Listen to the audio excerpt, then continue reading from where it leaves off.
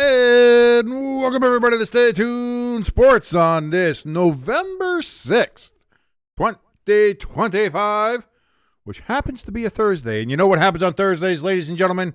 We get Thursday night football tonight. It'll be the Las Vegas Raiders taking on the beautifully clad, if you will, the wonderfully bespoked Denver Broncos in their classic orange crest uniforms, which they should have never changed from to start off with that stupid Cyber Donkey logo they got. These are by far the superior. Like, again, these should absolutely be coming back as full-time uniforms. Seattle's, same thing, full-time. With Seattle's, yeah, you know, you can use the modern Seahawk head that you have now, but make the colors what they were, put it on the silver helmet, royal blue jersey, silver pants, all of that. That needs to come back. Broncos, this needs to come back 1,000%.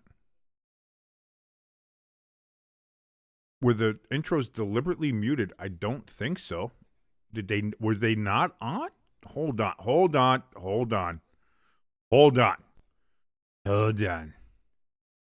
Now we're going to have to go ahead and look at this. Why wouldn't they be on?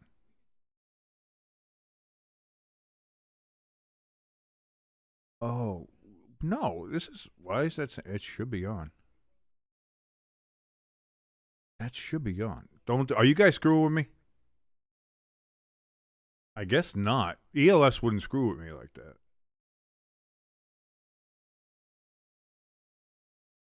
Why would that be? Now you got me worried. Now I got to go back and see. Didn't hear any sound from the...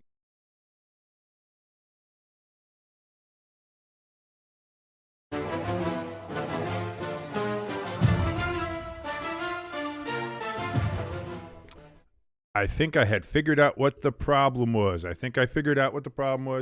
my fault. Damn, that's a shame. I worked all day on those, and now they didn't even get to be used right. That's what sucks.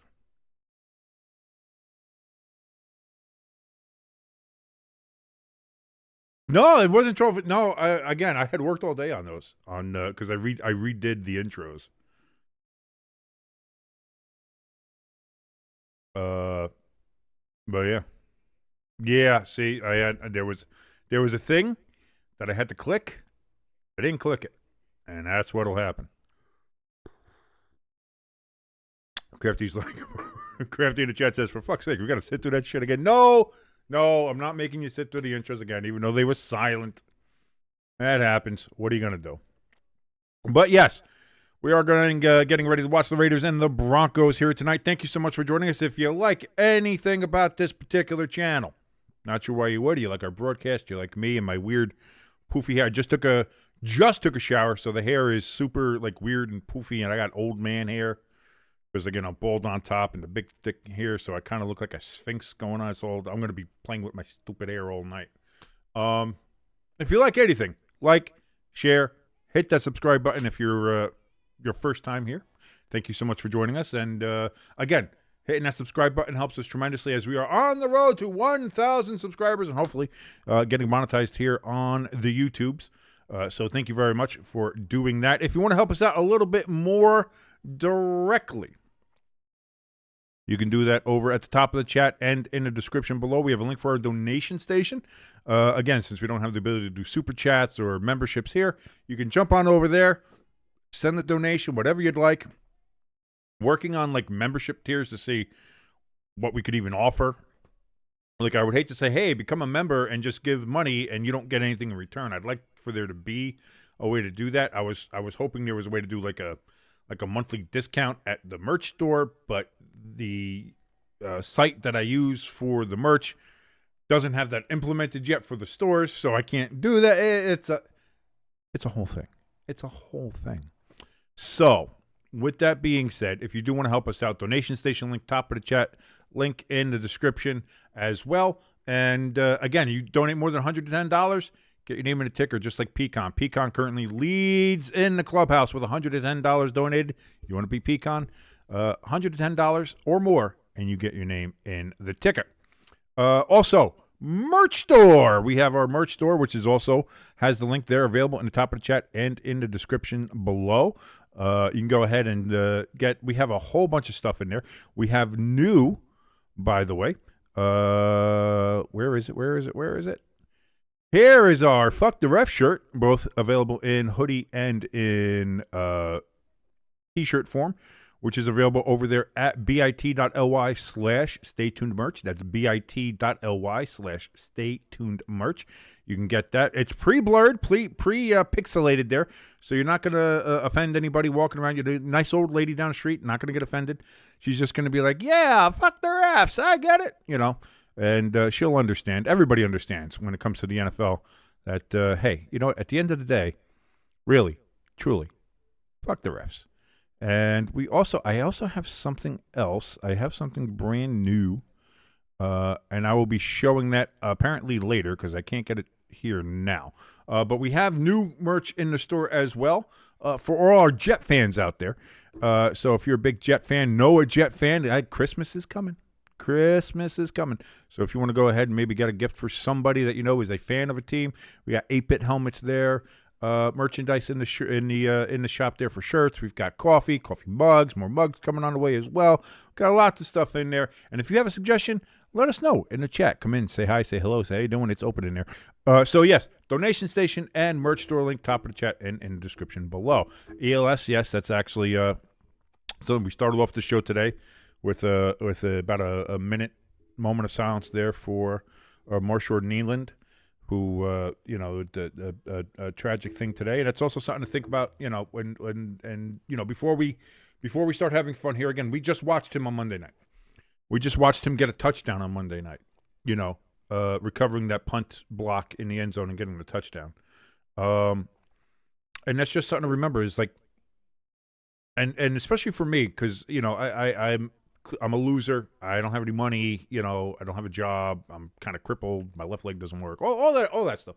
And I get real down on myself. And, I stay in the world of depression, whatever like that. And I often think like, man, if I was only successful, if I was one of these guys, if I was, you're an NFL star. You're playing on the Cowboys, like the pinnacle of NFL franchises, no matter how you feel about the Cowboys themselves.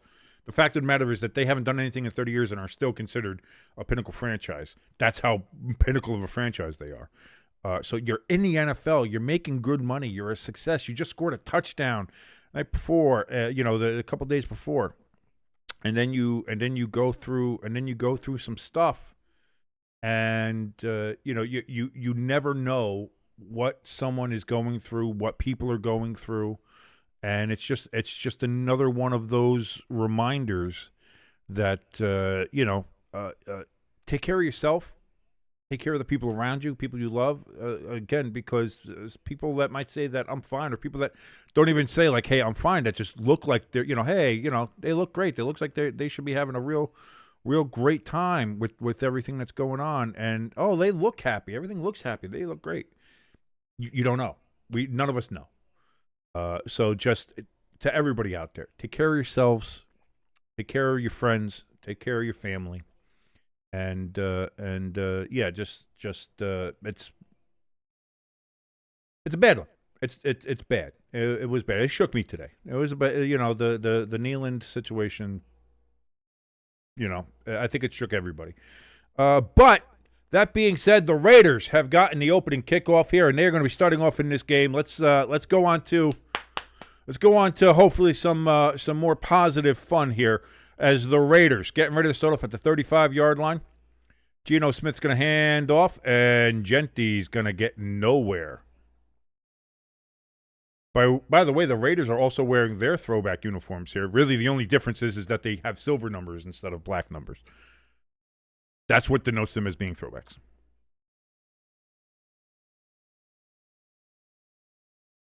By the way, EOS letting us know for Thursday Night Football, the trivia categories tonight are 70s movies, 70s music, 70s history, 70s sports, and 70s pop culture. I imagine because kind of the game is a bit of a throwbacky game. Actually, I like that. That's a good idea, ELS. Throw on second down. It's going to be caught by Thornton. And it's going to be third and 6. Waiting to see what they mark it as. Irish in the chat says, everyone, get help if you need it. Your family lives. That's it. If you need, and I know it's hard because I've been that kind of person too. That's just like, I don't want to bother anybody. I don't want to be a burden. I don't want to do stuff like that when I've been in real bad places. Trust me, you're not a burden, and people would rather have you talk to them, and they'd rather hear from you than not hear from you. Thrown caught. That's going to be right at the first down marker, and that's going to be a first down for the Raiders. Tyler Lockett with the reception.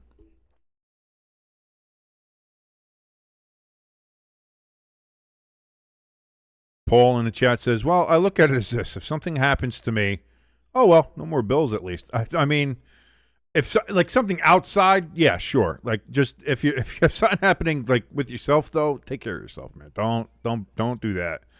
Like if that 3i Atlas asteroid, starts making its way towards Earth, pulls a U-turn, and it's like the alien missile that everybody says it is. Hey, listen. Human race had a good run. Well, it is what it is.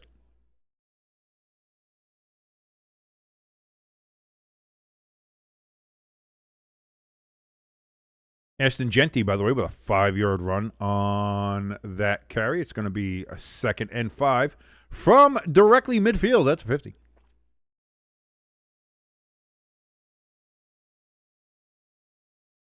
Paul, you going to be up at 9:30 in the morning to watch the Colts on Sunday? Because we will be broadcasting that right here on Stay Tuned Sports. Geno Smith's going to pull that down, slides for the first down, and that's going to be another move of the chains for the Raiders.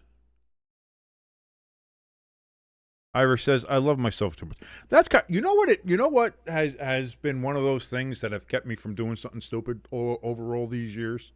And having those struggles that I've had, and things like that. It's always been, I wonder who's going to be in the Super Bowl. I wonder what the logo for the Super Bowl is going to look like. I wonder, like, are the Devils going to be good? Like, what's, what are they going to go? Like, it's always been like that. So it's weird. It's a weird kind of thing. But, like, it's almost like a sports selfishness has kind of helped me at some of those real tough times, keep me around. So,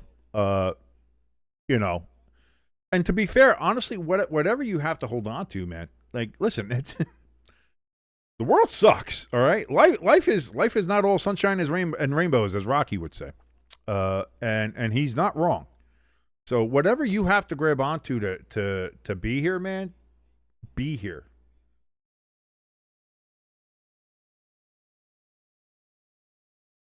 Fantastic, Paul. I can't wait to join you on here as the Falcons will be taking on the Colts from Berlin, Germany, from the Deutschland on Sunday morning here.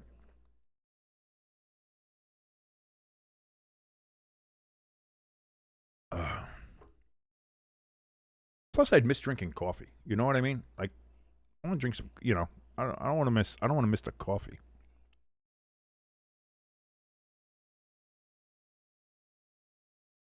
Second and 7. Did somebody take a timeout, or was there there was no penalty? I don't know. I don't know what happened on that. Well, now there's a flag.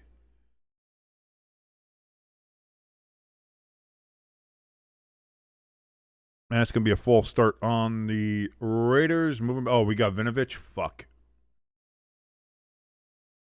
Michael Mayer with the flinch. So that's going to be our first penalty of the game. Irish in the chat says, I'll be at work Sunday morning. I love European games. I got to say, like, the more I see it, like, I know people bitch about, stop putting them in Europe. Stop putting. I maybe understand that, but there's something about having like a 9:30 a.m. game sometimes. It's like, you know what? I kind of like this. Tyler Lockett. He's going to catch that. It's going to be 3rd and, what do we got coming up here? It was 2nd and 12 after the penalty. How much did Tyler get? Where did we get to, Tyler? They still haven't marked it. 3rd and 3, so 9-yard pickup.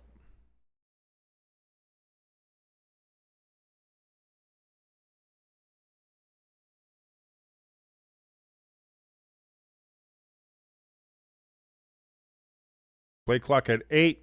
Smith back. Gino is gonna go down. And it'll be 4th down coming up here for the Raiders. But too bad your ass got sacked.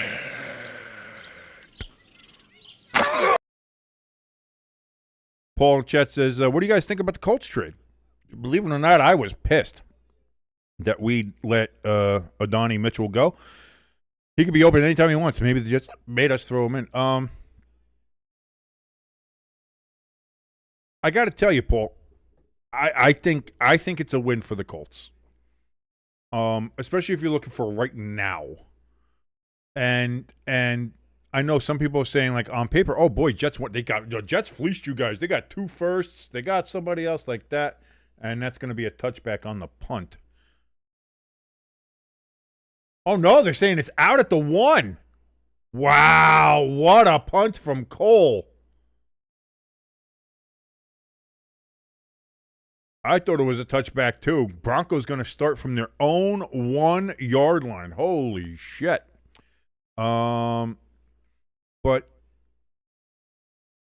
yeah, Crafty, I'm going to go back and forth with it. I'm going to switch it on. I'm going to see if I find some other ones too. Yeah, for the Colts trade, the problem is the Jets, for having all these picks, like somebody said, like, oh, the Jets have 4 first-round picks in the next 2 drafts or whatever it is. It's like, yeah, they had 5 from 21 to 23. They had 5 first-round picks. The problem isn't the picks. The problem isn't anything like that. The problem is the Jets. The problem is the organization of the Jets. And it's like, well, the Jets are rebuilding. First of all, you have the GM say, oh, we're not tearing it down. Could have fucking fooled me by the way trade deadline went down. And 2, it's just it's Woody Johnson. It's the Jets. It's always been the Jets. Even when it was Leon Hess owning them, it was the same thing. It's just the Jets. They're never going to be able to rebuild because they will fuck it up. So when you look at it from that standpoint, those picks will probably get wasted. And in the end, the Colts get one of, if not the top defensive back in the game, who had just signed a new deal. So you got him for a while, which I think the Colts owner came out and even said, she's like, do you want a Band-Aid or you want a long-term fix? That's why we went out and got him. I think it was a great move for the Colts, and it shows that they're all in. It shows like they're making the decision this year to be like, hey, we think we got something. We think we got a team that we can get pretty damn far with. So, question 1, by the way, here from ELS. The U.S. celebrated this milestone birthday in 1976. Yes, the bicentennial. My parents had all flags from it and stuff from when I was a kid. I remember that. I mean, I wasn't around for it. I wasn't born until 1981, but they had them around. They were like in old boxes and stuff.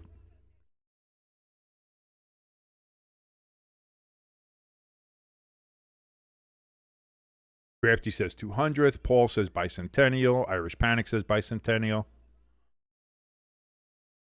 At first, he said bicentennial, but he's like bicentennial. And the answer is indeed the bicentennial. We're coming up on the bisesquicentennial, whatever it is, whatever 250. That comes up next year. Next year is 250 for these old United States of America. So the Broncos they're going to give them to the 2. Boy, I thought they moved early there, did the Broncos.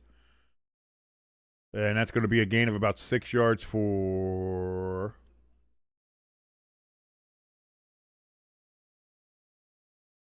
old J.K. Dobbins. I thought that was I thought there was movement on the line early. Me personally thought there was a little movement on the line early, but Paul says, my thought is, wouldn't every NFL fan want to have a team that goes all in, even if we fail? Love my Colts. Yeah, that's what I'm saying. And kind of this kind of felt like, hey, Mitch, come in here, Mitchell. Yeah, about that. Remember when you dropped the ball before you went into the end zone, and then also had a holding penalty on a on a touchdown play from Jonathan Taylor that would have won us the game. Both those things would have won us the game from the Rams. Remember that? Yeah, no. Now listen, this has nothing to do with that. This has nothing to do with that. But we're sending you to NFL purgatory and the New York Jets. Have fun. Dobbins is going to break out to the right side. He depends on how much the refs are going to give him on the old extension there. Looks like it's going to be 3rd and 2 for the Broncos. Paul says, by the way, I was born on the bicentennial year and on Abraham Lincoln's birthday. Look at that. You can't get more American than you, Paul. Should run for president. You should run for president with that kind of resume there. That'd be President Paul Wilson. That sounds like a president.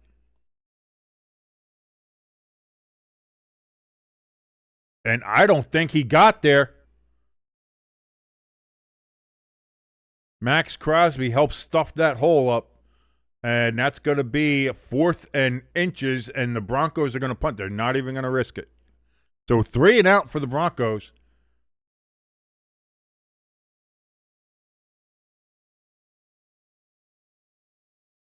Yes, ELS. Yesterday, Alex Ovechkin got 900 goals, and then Jordan Binnington tried to stuff the puck down his pants and not give it back to Alex. Like a dick. I don't know if everybody knows this. Jordan Binnington, goaltender for the Blues, kind of a dick. Punt is away. And that's going to go, again, there's high winds there in Denver tonight. So, boy, 44-yard line.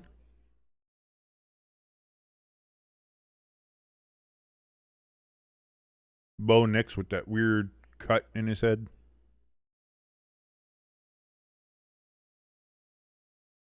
Oh, that's Back to the Future, Paul. Come on, you can't be. Paul in the chat says, Mayor Goldie Wilson. Now that's got a nice ring to it. Name that movie. What? Come on. Come on. Who are you talking to here, Paul?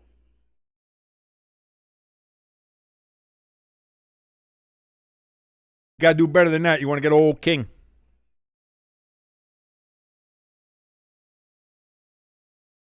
Pitch out to Genty, and he's going to get stuffed right at the line of scrimmage. No gains, 2nd and 10.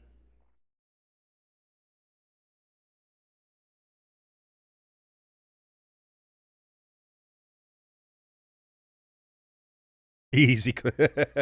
Golf clap. Name that movie. Oh, golf clap. Golf clap. Golf clap.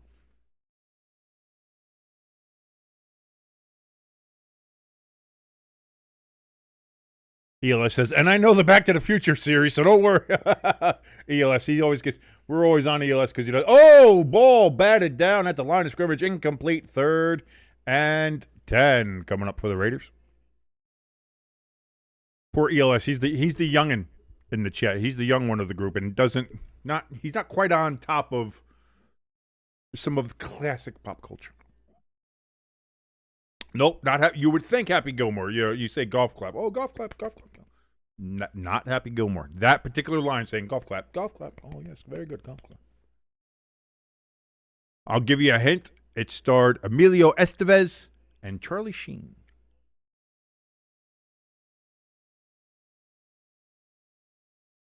Look at that. And that's going to be a first down. Raiders. On a run to the right side, Raheem Mostert.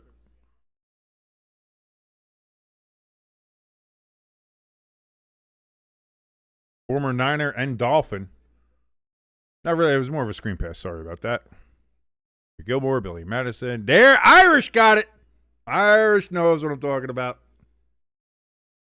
Irish in the chat with it. ELS got it. Yep. Well, no, or is ELS just asking? Yeah, Men at Work. That's the name of the movie. Men at Work was that movie. Yep.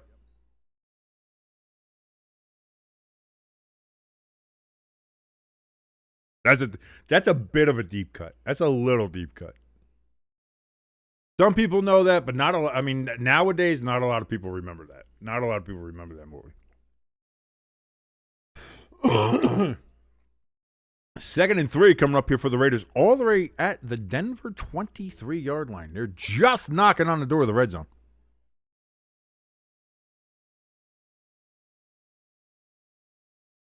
Lock it in motion. Geno Smith throws over the middle. It's going to be caught. That is Michael Mayer again, and that's going to be another first down, and the Raiders are in the red zone. Yeah, no, that's an old school movie, but it's a great movie. Irish says I've watched that movie 100 times. I don't know if I've watched it 100 times, but I mean I haven't watched it in a real long time. But certain things just stick. That and I used to do golf clap as one of the sarcastic things whenever somebody would say something obvious or something. I'd just go, oh yeah, golf clap. Oh yeah, very much.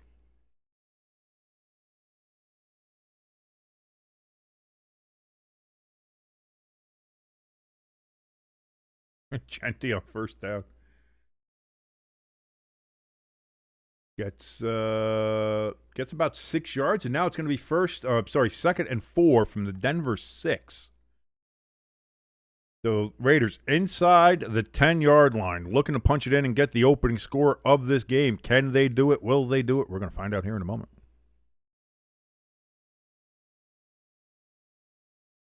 Geno Smith, play action to Genty, looks, throws. One-handed catch by Michael Mayer, and he only gets 2 yards on it, though.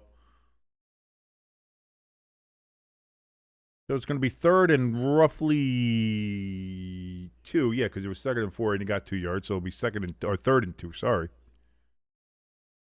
Bowers out of the game. And Mayer back in there. The Denver crowd trying to get loud. A little hard, thin air and everything. Some might pass out. Play clock down to 1. The Raiders don't get it off. Well, they do. They gave it to him.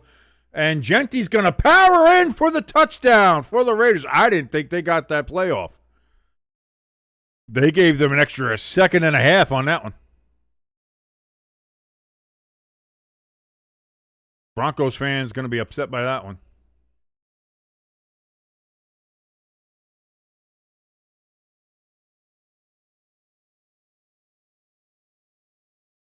Paul Wilson in the chat. Another quote here says, what's round has 3 holes and you stick your fingers in it. You leave Rebecca out of this. Is that Kingpin? That sounds like Kingpin.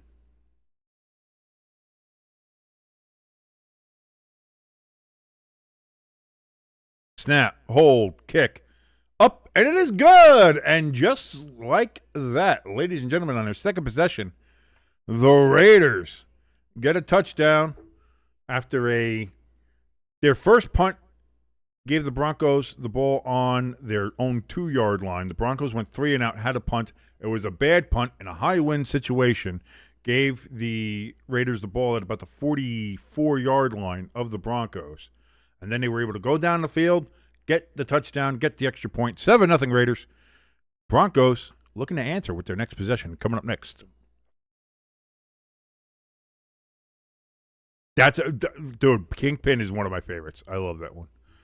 Question 2, and this is 1970s movies for 300, Alex. This 1977 film introduced Luke Skywalker into ELS. ELS. Come on, man. You got to do better than that. Got to do better than that. Got to do better than that. That is unacceptable questioning. Yeah, it's Star Wars. Come on. And it wasn't called A New Hope then. In the initial theatrical release, it was just Star Wars. And then the scroll happened. It didn't say Episode 4 New Hope. It didn't have that because they didn't know if they were going to be making a sequel. They had hope, but then it became such a big hit that in subsequent prints of the movie, it was added the Episode 4 New Hope for the subsequent show, because the movies used to stay in theaters for like 2 years back in the day. They used to get as much of the run, especially if it was successful. They tried to get as much of a run as you can because there was no home video market yet. That didn't really happen until like the mid, like 84, 85, somewhere around there is where you started having the home movie market kind of come out. So that's there's a little bit there's a little bit of trivia there for you, kids.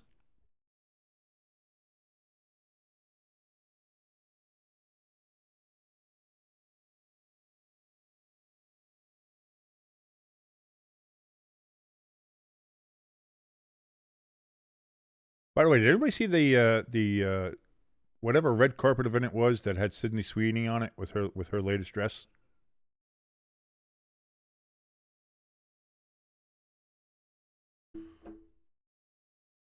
Paul says I saw Star Wars and all that when I was at a drive-in theater. That was pretty cool. That is pretty cool. Yes. My parents had one of the early VCRs, and I believe I tried to put a peanut butter and jelly sandwich in it when I was a kid. I was a dumb child. Now I'm a dumb adult. Here we are.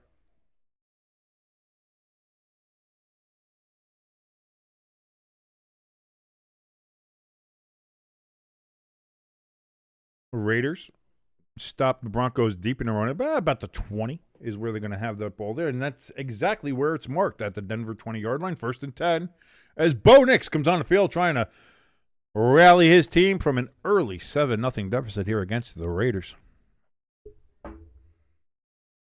Dude, Ghostbusters is so good. It still holds up. It's rare to have a movie from 1984 still hold up here 41 years later, but it just does.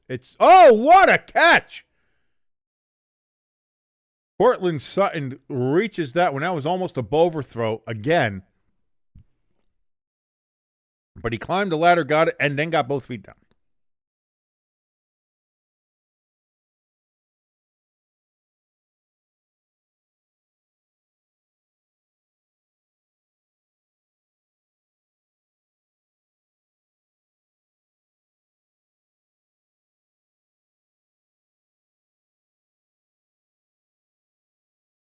Oh, and Bo Nix goes down. That's a big sack from the Raiders. Looks to be about maybe 7 yards. Could be even more. But too bad your ass got sacked. That was a 9-yard sack. Went from 2nd and 4 to 3rd and 13. Denver all the way back at their own 17-yard line. Irish in the chat says, I need Sutton tonight. Whoa. I mean, hey, listen, we all have our own fantasies and thoughts, and that's there's nothing wrong with that. Just, maybe sometimes have the inside voice say that. Oh, Bo Nix tries to throw it sidearm for some reason. That gets knocked down and wobbly and is unable to be completed, and that's another 3-and-out for the Denver Broncos. Paul in the chat is rooting for the Raiders this evening. Paul, our resident Colts fan. ELS picked the Raiders to win. I had picked the Broncos because the Raiders. But, hey, the divisional matchups always give you something you're never quite sure.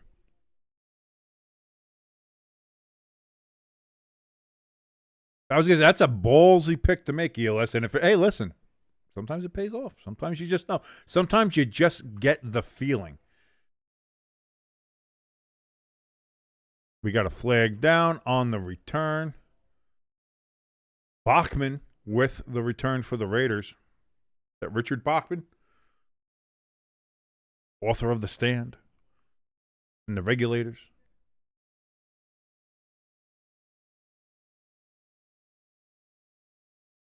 Holding on the Raiders, and that's going to be 10 yards from the end of the kick. And that's going to give us our second penalty of the game as they go to commercial here on Amazon Prime. Don't forget to buy your Prime, because Christmas is coming, so never forget that you have to buy all that shit for people who you either don't care about or don't know about or would rather not be around, and they're dumb kids. King, that's a mean thing to say. What about people who buy you stuff for Christmas? Don't. That's always that's what I always say. Someone's like, what do you want for Christmas? Nothing. I really, like, when it comes to my birthday and Christmas stuff, I'm like, don't. I'm that guy. And I know it's the asshole guy, but I'm just like, hey, what can we get you for? Trust me. I think a part of it is because I'm so poor that I can't ever give people stuff for Christmas or for birthdays or stuff like that. So it's like, okay, if I can't reciprocate that, then don't give me stuff, because now I'm going to feel obligated to somehow, by some way, by hook or by crook, give you something. And if I don't, then I'm going to even feel like more of an asshole. So I definitely try to, like, hey, what do you want for Christmas? I don't want anything. I'd rather you didn't. Is really what it comes down to with me. I'd rather you didn't. Question 3, by the way, from ELS here in the chat. This is going to be 1970s pop culture. This toy, which walked downstairs, became a big fad. That is, of course, the Slinky. Of course, when I think about Slinky, all I can think about is the log song from Ren and Stimpy. What rolls downstairs, rolls over in pairs, rolls over the neighbor's dog. What's fit for a snack and fits on your back? It's log, log, log. It's log, it's log. It's big, it's heavy, it's wood. It's log, it's log. It's better than bed, it's good. Everyone wants a log. You're gonna love it, log. Come on and get your log. Come on and get your log. Log, log, log. Log from Blammo. Lloyd in the chat says, boo. Paul in the chat, he says, don't be surprised if Atlanta gives Indy a tough game. Buckner is out, and he's our big sack master. You got to love those sack masters out there. And more importantly, our big run stopper. Yeah, he's got a big sack, and he's good at stuffing. I get it.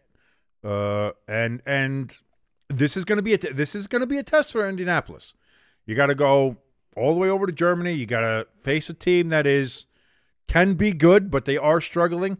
But you had a bit of a struggling game against the Steelers. Can you bounce back? Can Daniel Jones bounce back from that? He was having an MVP type year, and then he had a bad game. We all know that. And can he recover from that?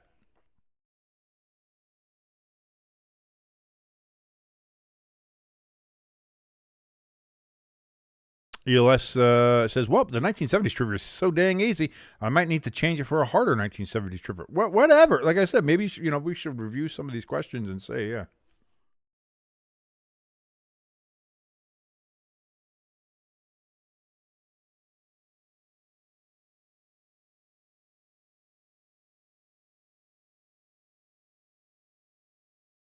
So the Raiders here, 1st and 10, coming out of the break here. Genty out of the backfield, and he's going to get 7 yards on that particular carry. 2nd and 3, about, I think. 2nd and 3, could be 2nd and 4. We'll see where they decide to mark it, because, again, my spotting is apparently not the best. Lloyd says, I'm going to go enjoy my night. Lloyd, you go do that, brother. Thank you for joining us here, and I certainly hope that you have a great rest of your evening, brother.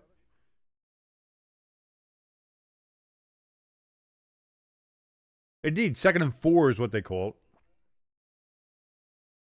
Going to be another pitch to Genty here, and Genty's going to get a first down and more to the 50, to the 40, to the 30, and there's a flag down on the play.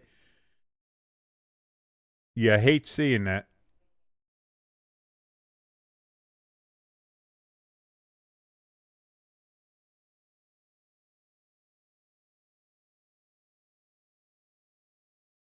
Referee forgot what down it was, but they're going to call holding on the Raiders.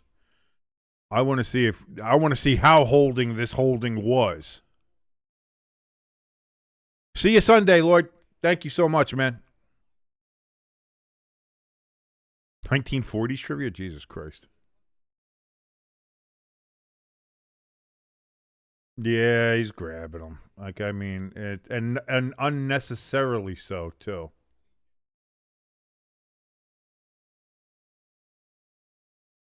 It's so far away from the play. Like, you didn't need to do it.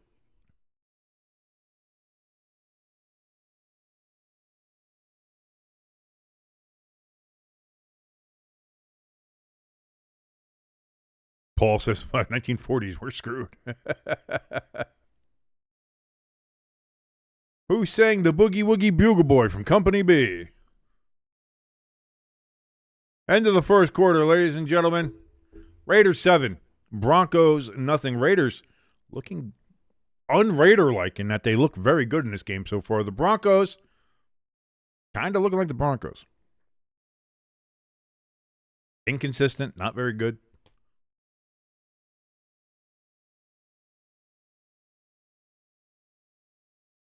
Question 4. Who beat the... It wasn't the Minnesota Lakers. They were the Minneapolis Lakers. So, first of all, whoever wrote that question for you, I know you're taking it from the Jeopardy site, but whoever wrote that question is wrong. They were the Minneapolis Lakers. And who beat the Minneapolis Lakers for the NBA championship in 1948 and 1949? I'm going to imagine it was probably the Boston Celtics. I almost said it correctly and said Celtics because that's the way you're supposed to say it, but... Somebody said, those guys from Boston just wanted to say Celtics because we can't say Celtics because it sounds weird with a Boston accent.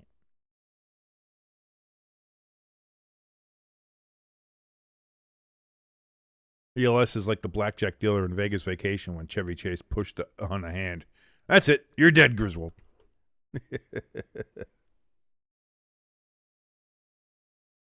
ELS is a master of switching horses midstream. He's very much, we're doing trivia. It's a little hard. All right, let's go to something else. Okay. Oh, it's a little too easy. Let's go with something else. He's very good at just the quick switch. But to his credit, keeps us on our toes. And that's what you got to do. You got to keep your head on the swivel when you find yourself in a vicious cockfight. Name the movie. That's a reason. Everybody should know that. That's not even a hard one.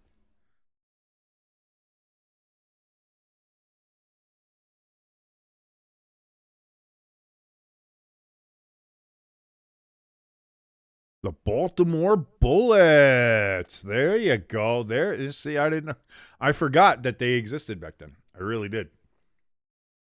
And I forgot that they were any good. And to be fair, doing any kind of basketball trivia from the 40s to the 80s that has to do with championships, saying either Celtics or Lakers, you're going to have a very good chance of hitting.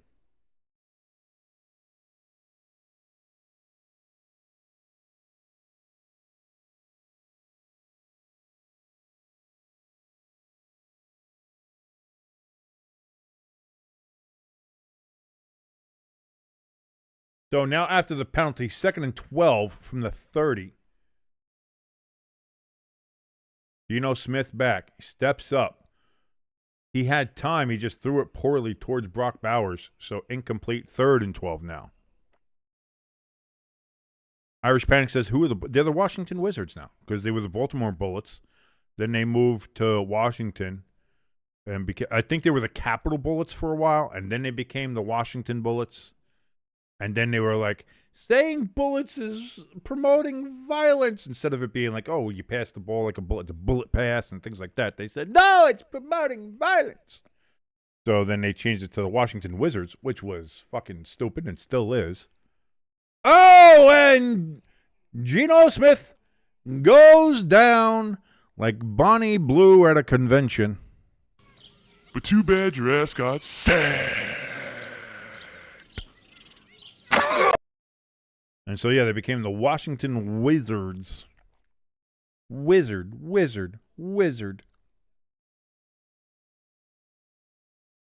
They should definitely go back to the Bullets name.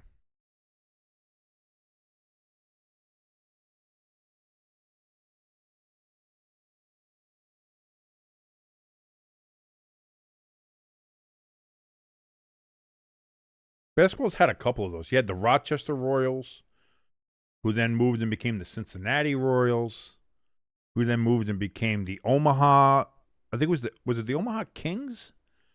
And then they were the Omaha Kansas City Kings, or did they still have the Royals name? They might have still had the Royals name, or they might have switched to Kings when they moved to Omaha. I think they were the Omaha Kings, and then they were the Omaha Kansas City Kings.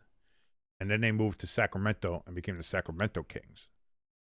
So there's a lot of weird history when it comes to the NBA and some of the old franchises and where they moved and what they became and all that kind of stuff. ELS says, question 5. How much did a 1940 stamp cost? I'm going to say a cent. Probably a cent. Crafty in the chat says, Raiders drew first blood. Yes, they did. Yes, they did. But not this time, as they're going to be facing a 4th and 18 from their own 24. They had a pretty good run. It was taken back on a needless hold on the outside. And that kind of just killed the drive. And now they're going to punt it away to the Broncos, who should have pretty decent field position on this particular drive there, Crafty. Hey, here's a question for all you guys out there, since we're going to just all be doing random trivia questions with all of us, and more in the basketball vein. What team did the Syracuse Nationals become? In the NBA, what team did the Syracuse Nationals end up becoming? I believe the Syracuse Nationals might have actually won an NBA championship, too. Paul Wilson says, honest to God, I'm so excited about the Colts' defensive backfield. We have never had a Pro Bowl player ever.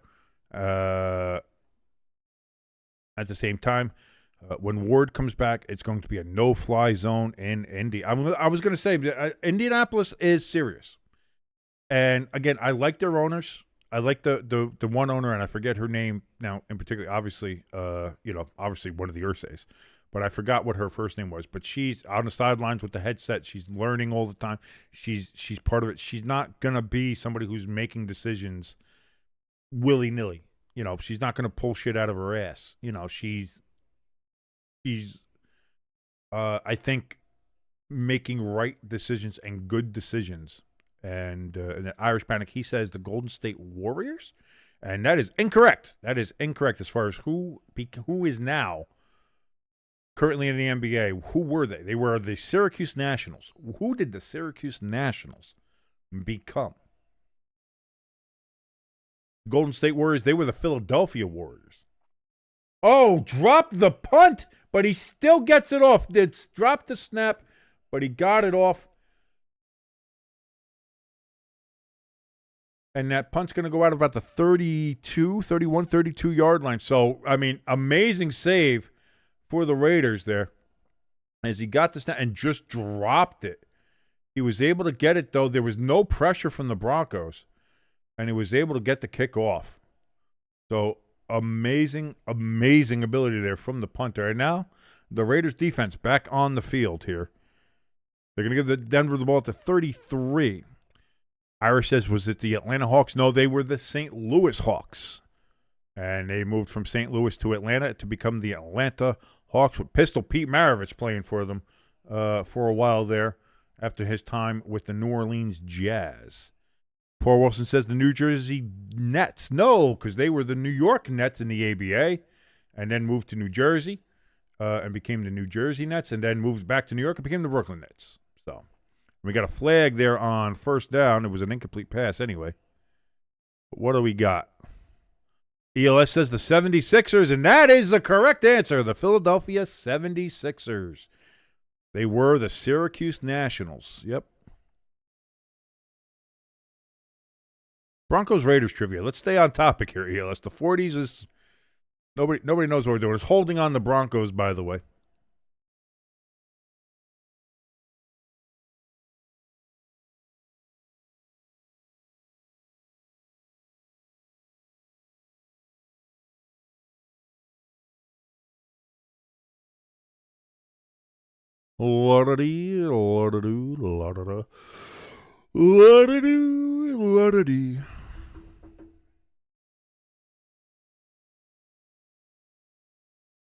First and 20.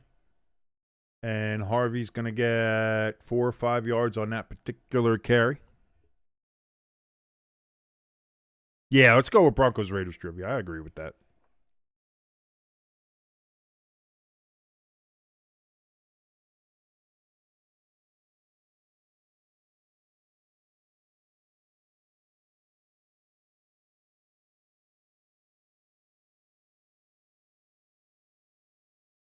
4-yard gain, 2nd and 16. Bo Nix in shotgun. He's got trips to his right. He's going to take that snap. He's going to look. He throws and almost intercepted as it was yet another overthrow. He threw it about 2 feet, 3 feet above his receiver's highest extension. And again, that's Cortland Sutton. It's just I don't understand why Bo Nix has such a problem with keeping the ball on target. But 3rd and 16 throws, it's going to be caught, but it's going to be caught for 3 yards short. And it's going to be 4th and 3 for the Broncos, and it appears they're going to go for it. They're going to go for it. They're on their own 40-yard line. So if they don't make this, the Raiders are going to have great field position again. Irish says the Broncos' offense is so boring. Crafty says that the overthrow almost became a picks. Overthrow picks. That's his full name. Paul says, I love watching Perna. That's good sports. He has a unique show. I love Brandon Perna. I do. I absolutely love everything about Brandon Perna, what he does. I love his power rankings, his winners and losers, his general stuff. Again, he's got good writers with him as well and good editors, which, again, if I ever make money on this, I would hope to have as well, so I can actually put out better content and better videos. And that's why you hope to do that eventually at one point. And the Broncos let the play clock run down. They were just trying to get an offsides. That didn't happen. So delay a game. They're going to move them back 5 yards, and then they're going to go ahead and punt.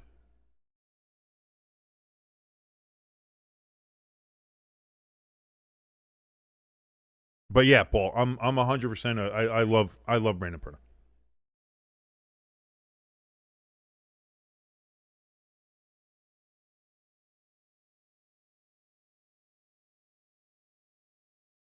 I like Perna. Like, again, it's not a case of like, oh, who do you like more or something like that. But I do like Perna's content.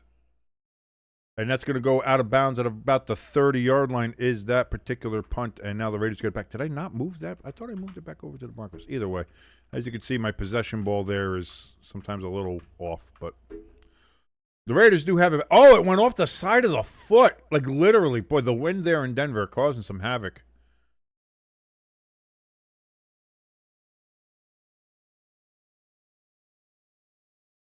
Irish says, yeah, Perna is my favorite. Really?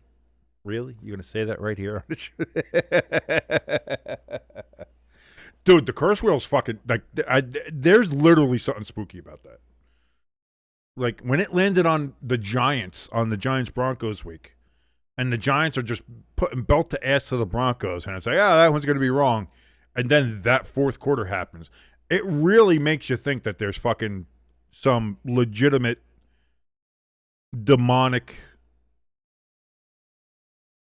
entity living within that fucking thing. Like, for real. It would, that, like, the other times it's like, coincidence. That Giants one, that shit can make you a believer. So 1st and 10 from the 29, their own 29 here, are the Raiders. Hand off to Genty, and Genty's going to get a yard. 2nd and 9 coming up.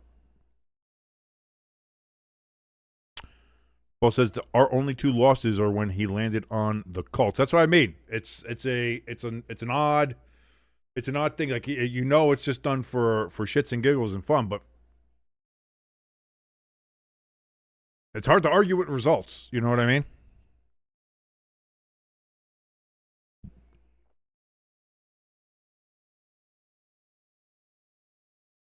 Second and 9 coming up here. It was given to Mike Mayer, but it would have been a loss anyway. Probably better that he dropped it. I'm not sure what Gino was thinking on that one. And it's going to be 3rd and 9 coming up now for the Raiders. Geno Smith doing his best to Geno Smith this.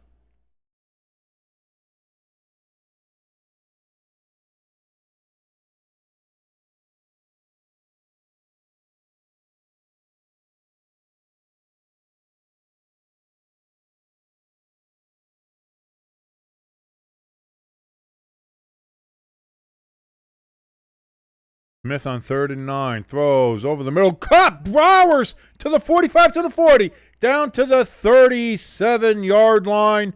First down, Raiders in Broncos territory. Yeah, the Broncos won that game against the Jets, but it was an ugly game. They should have lost the game, and his chair broke, yes. And I think, what is it, his daughter got sick or something, and his wife got sick, and he got sick, and then his chair broke. Like, yeah, he literally had all that shit happen to him. So that's why there's something in that curse wheel of Brandon Pernus that is something not to be trifled with. Dropped by Genti out of the backfield, incomplete. 2nd and 10 for the Raiders. Really?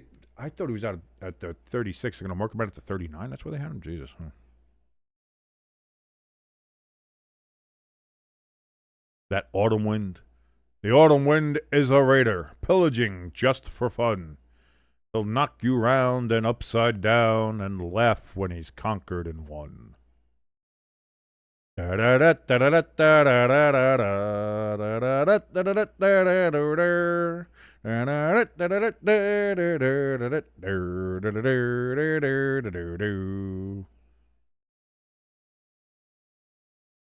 nice little 3-yard gain for the Raiders out of the backfield.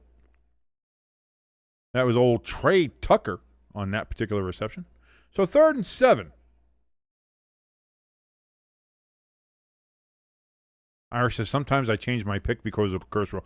I don't think I've ever done that, but it's given me pause. When I've seen it land on one, it's like, yeah, shit. Paul says the NFL is wide open. That's why the Colts are going all in on it. Well, that, and you have a quarterback that is playing the best he's ever played and is more confident than he's ever been. We got flags down. Pass intended for Trey Tucker again. It might be on that. What do we got? Offsides on the Broncos. Number 0 lined up in the neutral zone. So that's a 5-yard penalty. Replay the down.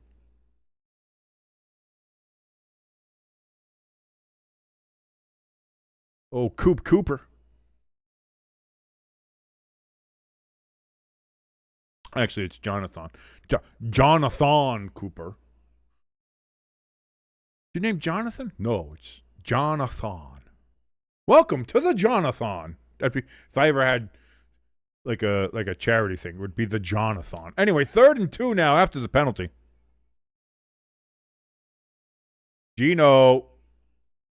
Why were they doing a quarterback sneak when there's 2 yards to... What?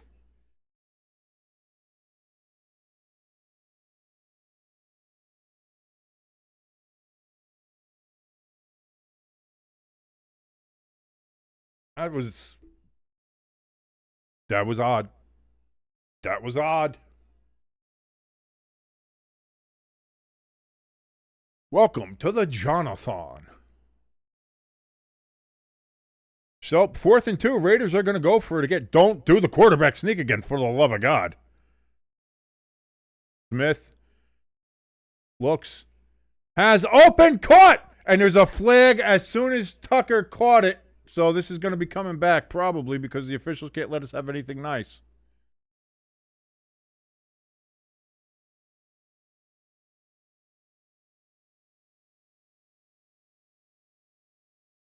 They say offensive pass interference for a pick.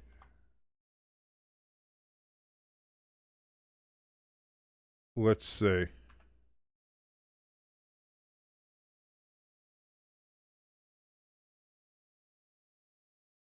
I don't know. Yeah, it's a pick, but he's running a route, so.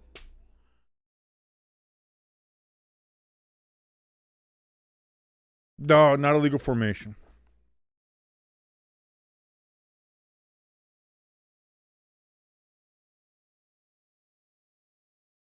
That's terrible. That's terrible. So that puts the 4th and 12 all the way back on the 41, and that'll be a punt for the Raiders. And that's going to go. Oh, that bounces sideways. That does not go into the end zone. That goes out at the 1. And so for the second time, this punter has gotten a punt to go out at the 1 yard line. And that one was kind of more incredible because it landed well in like the middle of the field and then just did a straight sideways bounce and went out at like the half-yard line. Unbelievable. So the Broncos are going to have to start at their own half-yard line. No, offensive pass interference is 10 yards, Paul.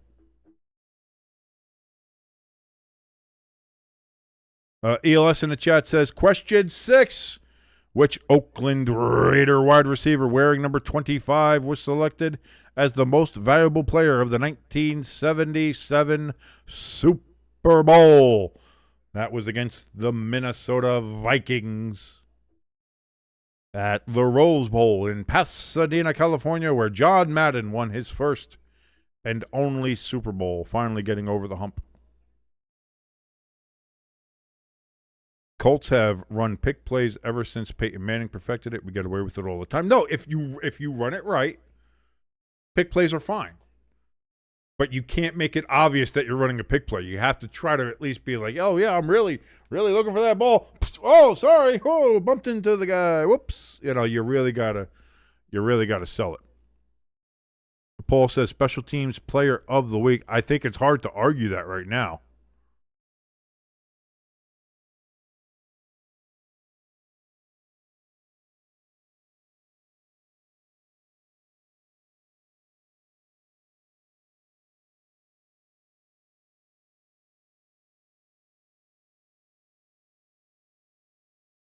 A.J. Cole has been really like the big part of this Raiders' good start here, especially when you look at the fact that the Broncos have had trouble kind of getting going here. Well, they've had to start like 3 of their last 4 drives from deep in their own territory. So,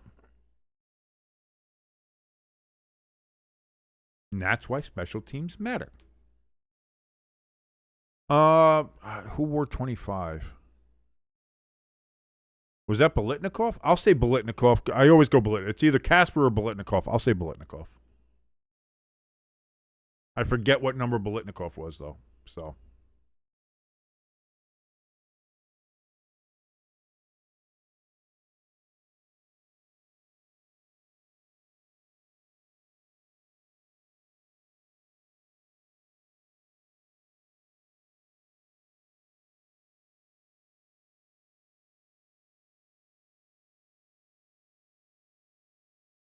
It was Bolitnikov. I had a 50-50 shot. Throws out of the backfield. Does Nix, gets it to Dobbins, and that's going to be a 6-yard gain. So 2nd and 4 upcoming from the 7-yard line.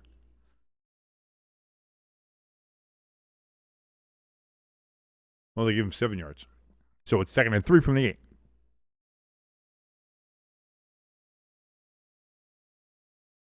Nix throws. And that's going to be short. 3rd and 2 upcoming. Stokes was getting held on the outside and was still able to bring in hold up the receiver anyway enough to get help.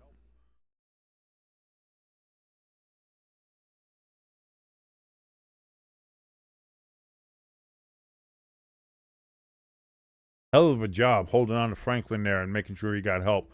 3rd and a long one coming up here. Nix takes the snap. Getting pressured. He's running for his life. Throws. Incomplete. 4th and 1 on their own 10. I don't know why the 4th and 1. But 4th and 1 from their own 10, they're going to have to go ahead and punt. You have to. You can't go for it there. And again, this one I think you can directly attribute to the Raiders' special teams and their punter especially.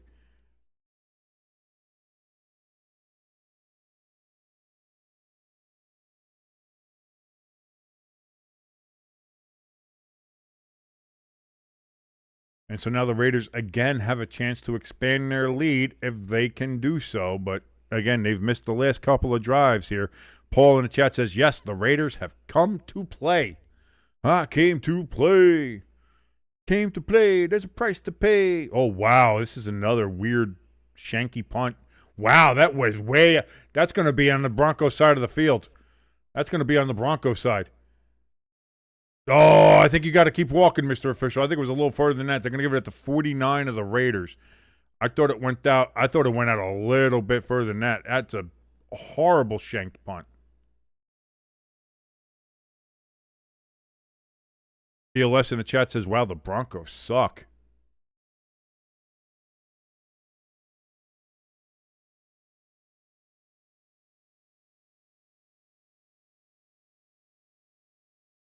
There was a flag. I don't know what the flag was.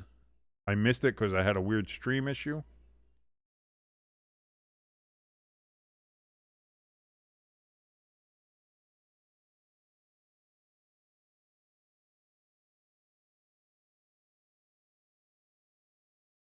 Oh, whatever it was on the Raiders. It was a 5-yard penalty, so it's going to be 1st and 10 from the 43. So still the Raiders have great field position here. Oh, I'm sorry. It was against the Broncos. It's not it's the other way. So it was actually on the Broncos. So now the Raiders have it from the Broncos 43. That was my mistake. That penalty was on the Broncos. Geno Smith on 1st and 10 looks, throws towards the sidelines, caught by Tucker. I get to do the first one of the stream. Hi, Pepper Jack. How you doing, baby? You looking good? Looking like a snack. You looking very snackish, Pepper Jack. Pepper Jack the snack. Pepper snack. She's my wife. I can do that. Oh, nope. He was out. He was out of bounds, so that's going to be illegal touching.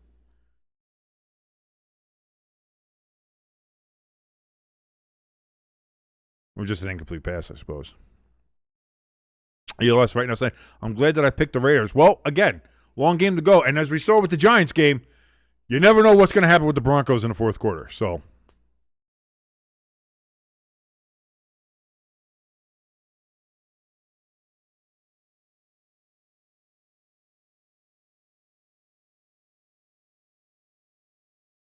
okay. ELS in the chat says, King, New Jersey Devils update right now. The Montreal Canadiens lead the Devils 3-2 in the third period. Uh-oh. Don't like that. Don't like that. We got to beat them Frenchies. What was that? That play was immediately blown up. It was Brock Bowers kind of on a reverse out of the backfield, and the Broncos were right there and blew that up. And so the Raiders look like they're going to be having a little bit of trouble trying to get anything from this fantastic field position. Is now 3rd and 14 from the 47-yard line of the Broncos.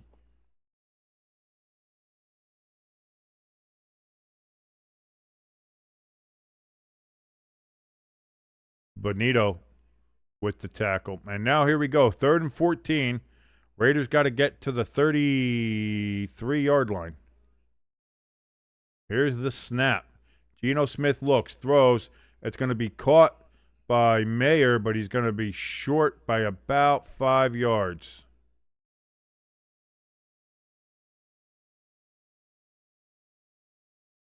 And so a 9-yard gain, 4th and 5.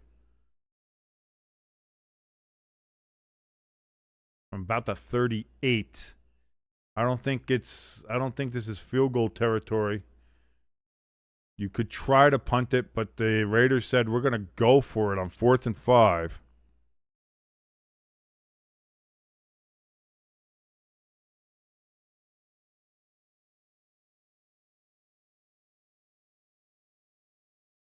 And Geno Smith's going to get sacked back at the 48.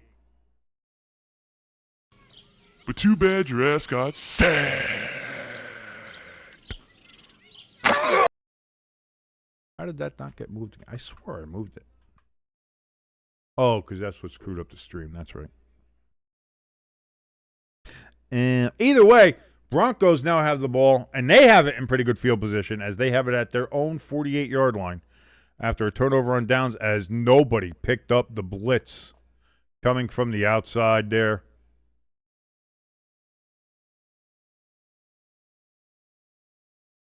Talanoa Hufanga got in there and just ate up Geno Smith.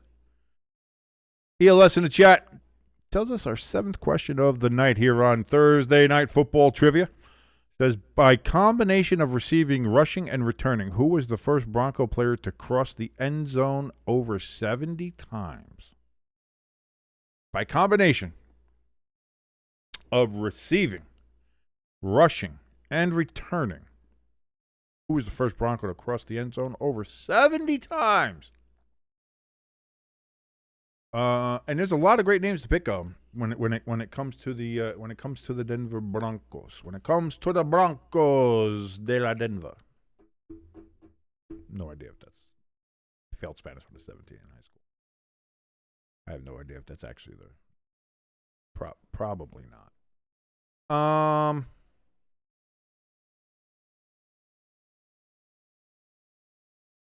I'll say Terrell Davis.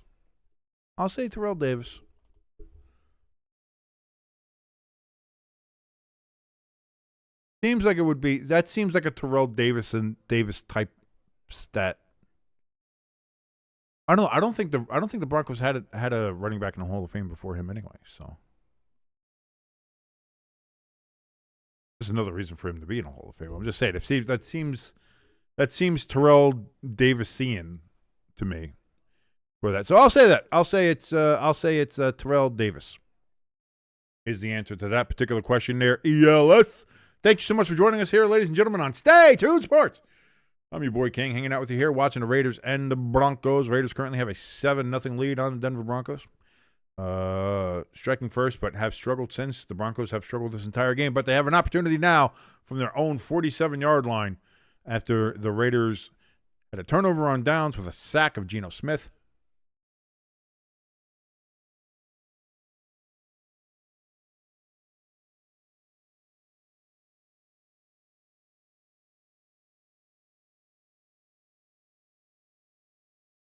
Look at Geno Smith going down the line. Every one of those players is like, shut the fuck up, dude.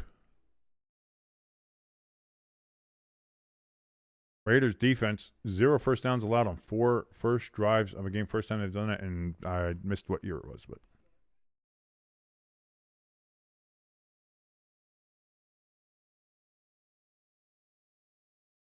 J.K. Dobbins with a big run, and he's going to get 12 yards and a first down.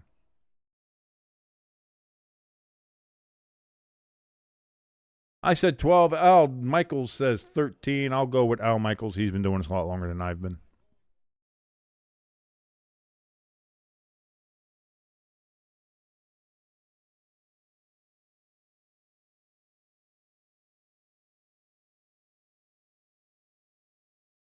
Answer is Rod Smith. There's a name I haven't heard in a long time.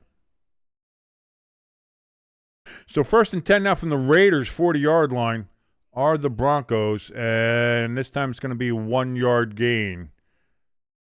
Dobbins tried doing a little spin-a-rooney and was unable to go ahead and do so, but we have a flag down. Holding on the Broncos on the tight end, so that's going to move them back 10 yards and make it 1st and 20 from the 50.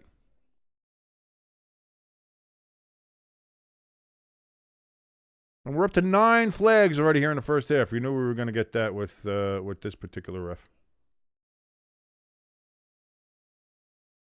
Just a reminder,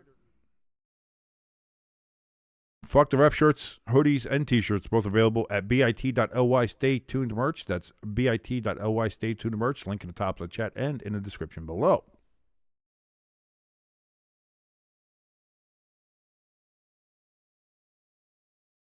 Nix getting flushed out on 1st and 20. Caught, but only good for about 2 yards.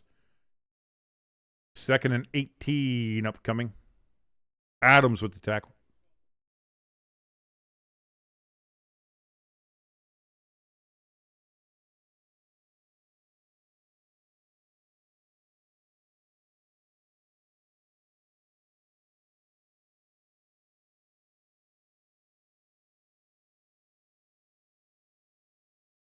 Uh-oh. We're having some stream problems. I don't like that.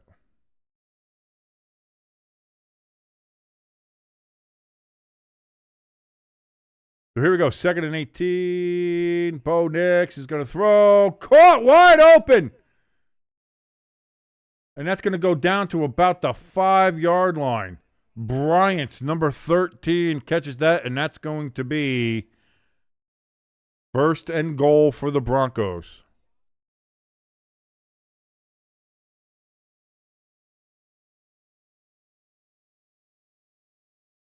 They went from midfield to 1st and goal from about the 6 or the 5. They're going to stay exactly at the 5. 1st and goal Broncos. And they are 5 yards away from tying this game up. What a touchdown and an extra point.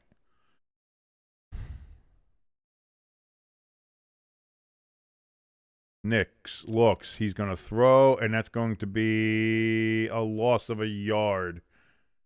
Harvey with the reception, but goes nowhere. Old RJ did not do well on that one. 2-yard loss, 2nd and goal from the 7. Rod Smith was there forever. That's what I mean. I totally blanked on the name, too. That's what I was saying, Terrell Davis, because I was like, because Davis did do, like, early on in his career in Denver, he was a returner as well. So that's why I thought it might have been like one of those trick questions.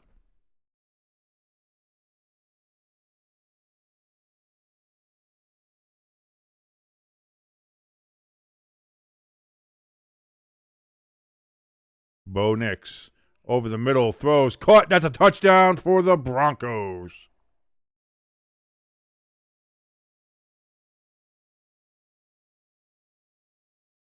Troy Franklin?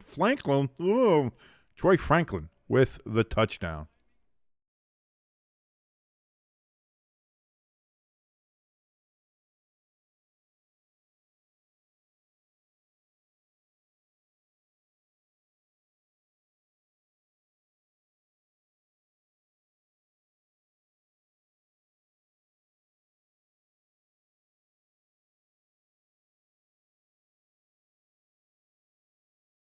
Snap, hold, kick is up, it's good, and we got ourselves a tie ball game at Mile High, ladies and gentlemen. The Raiders 7, the Broncos 7, with 2:41 remaining in the first half.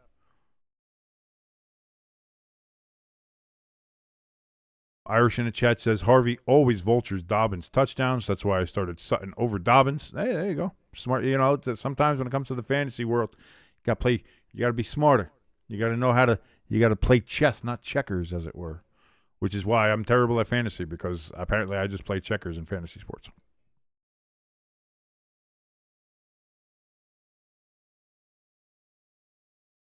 Question 8: which former Raider was inducted into the Hall of Fame in 2003? Your options are James Lofton, Al Davis, George Blanda, or Howie Long. I think Howie went in before 2003. Howie was the first ballot, I think. Blanda was already in, I think. I think Al might have been in. All right, I'll go Lofton just by process of elimination. I'll say Lofton.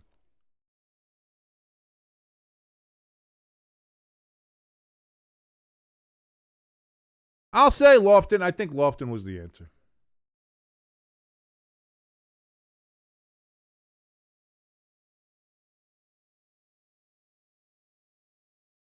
And that's going to be a touchback for the Raiders. They'll get it at the 35-yard line.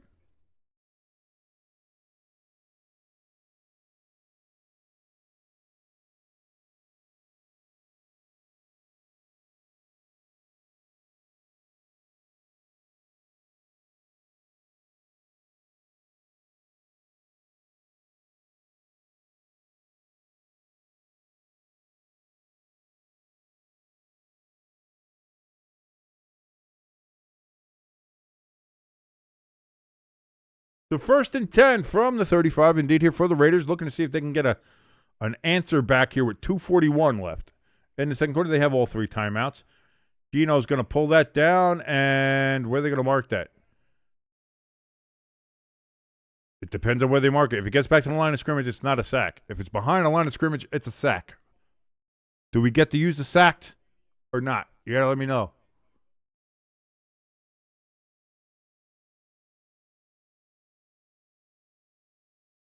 2nd and 10. So no sack.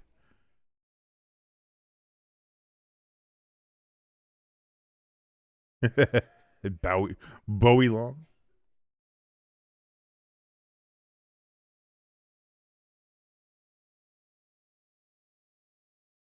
They gave him credit for a sack? All right, well then. But too bad your ass got sacked. And Denver takes a timeout as well.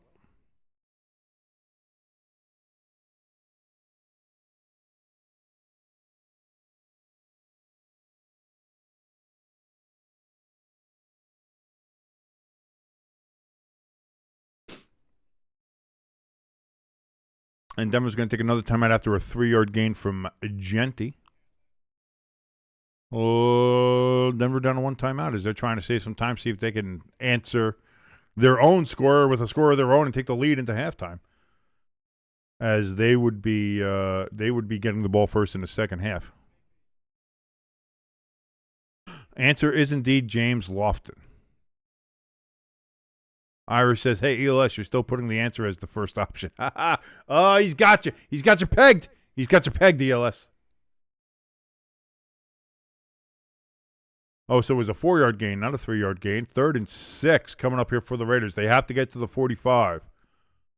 Trips to the left of Geno Smith. Tucker in motion. And Geno Smith just gets swallowed up again. There's no pass protection whatsoever. But too bad your ass got sacked. Putting Kenny Pickett at this point, it's got to be better. It's got to be better than that. Ooh, some cowboy cuties out there in Denver. Putting some cowboy cuties out there. There's some hotties in Denver, man. Yeah, no. And they like to get Rocky Mountain High, if you know what I'm saying. If you're picking up what I'm saying. Little reverse cowgirl while riding that Rocky Mountain High. 4th and 12 after that sack.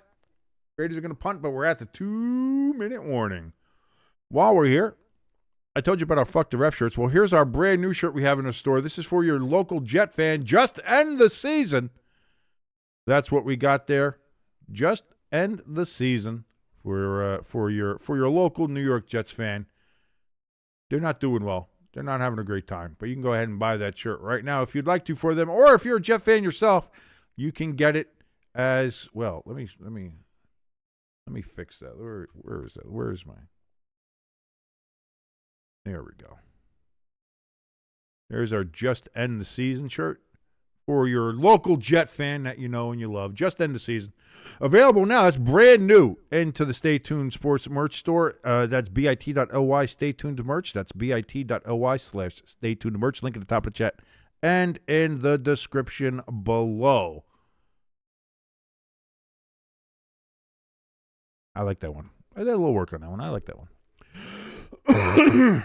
Question 9 here from ELS in the 2-minute warning. What was the Broncos' win-loss record in Super Bowls in which John Elway was the starting quarterback? Your options are 2-2, 1-4, 2-4, or 2-3. Well, here's the thing. John Elway lost to the New York Giants in Super Bowl 21. Then he lost to the Washington Redskins in Super Bowl 22. Then he lost to the San Francisco 49ers in Super Bowl 24.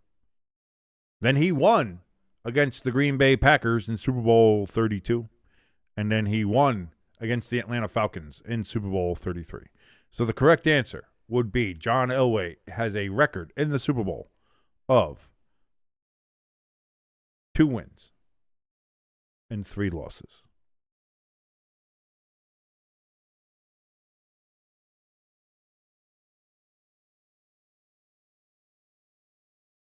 Now, here's the other thing, too. You got to remember that the Broncos played a Super Bowl before John Elway.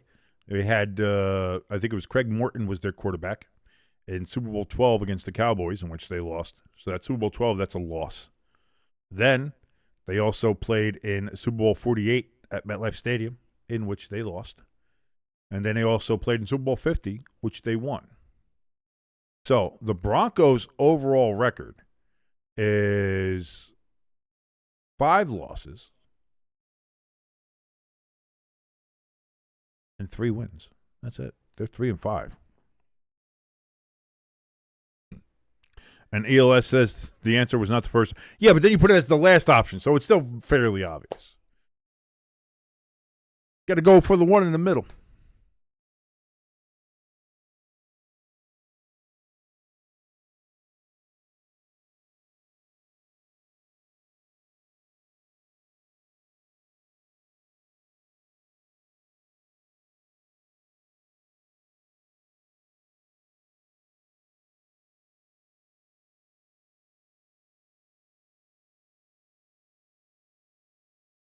So 150. Oh, by the way, yeah, I forgot about the punt here. So it's at the 27-yard line. Oh, incomplete out of the backfield.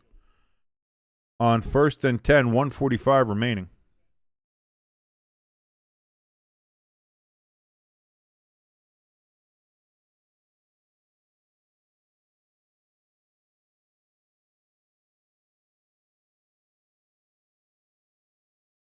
Tyler Batty was a baddie on that one as he dropped that.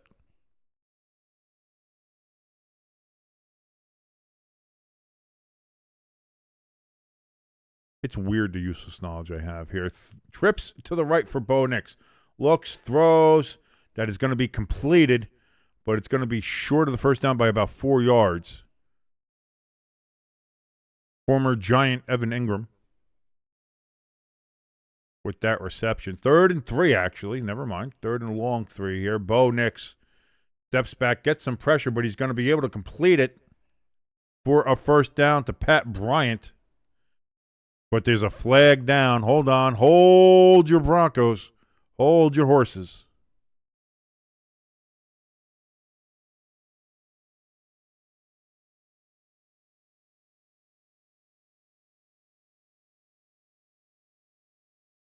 Pass interference on Pat Bryant.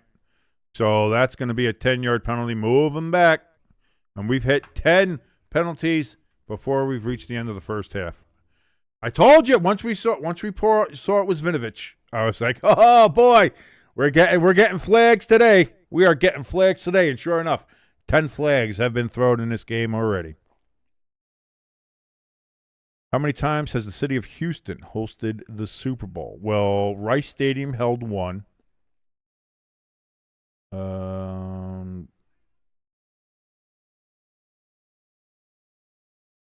Bo Nix throws. It's going to be a first down again anyway.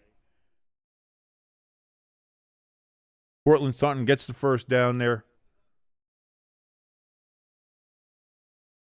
And that's going to be where? At the 38-yard line is where they marked that. Broncos jump off sides. That's going to be 5 yards.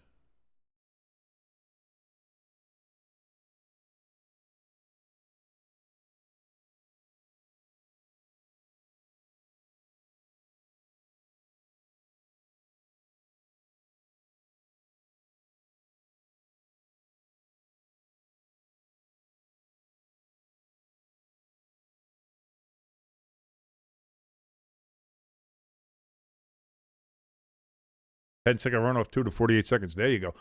Rice Stadium held one, I believe. I forget which one it was. Didn't it? Didn't Houston hold? I thought so. Because then you had that, and then you had Super Bowl 38, which was the first one at NRG Stadium. And then you had Super Bowl 51. Which was also there in Houston. So I think it's 3. I think it's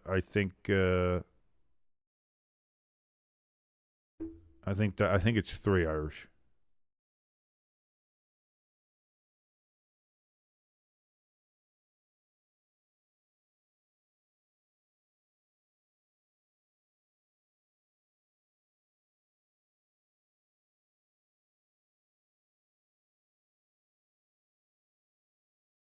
Bo Nix running for his life here on 2nd and 15. Throws down the field. Intercepted! We got a Bo Picks. And it's to the 35 when he's finally taken down. Bo picks.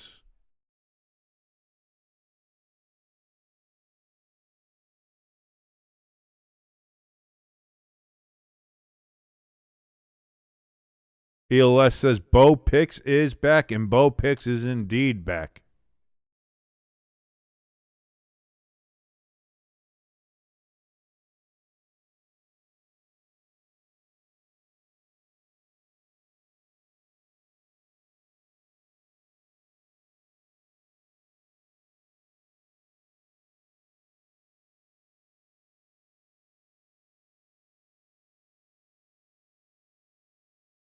What was Super Bowl 8? Was Vikings Dolphins.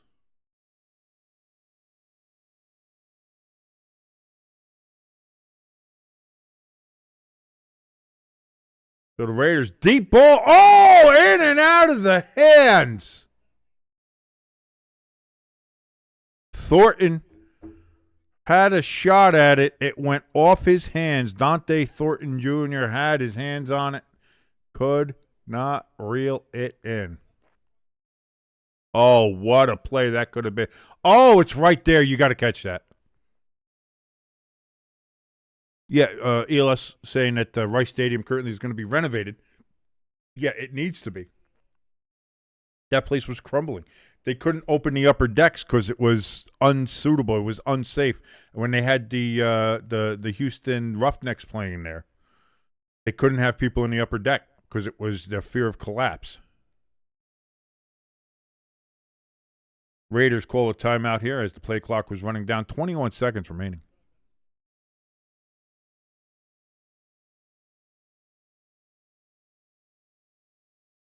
Ari says, I work near Rice Stadium on the weekends. There you go. Well, now you're going to be able to see them during the remodel. They're apparently doing a whole like retail and entertainment district around Rice Stadium in and of itself. They're knocking it down to about 30,000 in capacity, which means you're probably going to knock down the upper decks. Maybe rebuild smaller up because they're going to have a nice press box. They're going to redo all that, and that's fine. 2nd and 10. Geno Smith looks, throws. It's going to be caught and then out of bounds by Tucker. Sorry, that was Lockett, Tyler Lockett. Pardon me, got the number wrong. So 3rd and 1, 15 seconds remaining. Raiders still have 2 timeouts.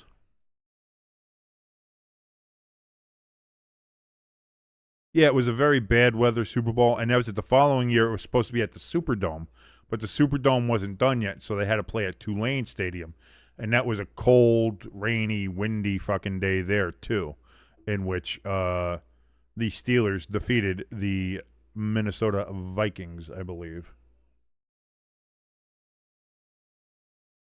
Oh, Geno Smith, just dumb plays.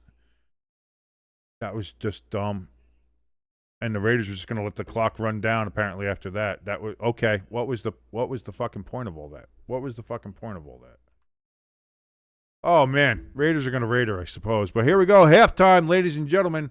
The Raiders and Broncos all tied up at 7s, crazy 7s, lucky 7s, however you want to say it.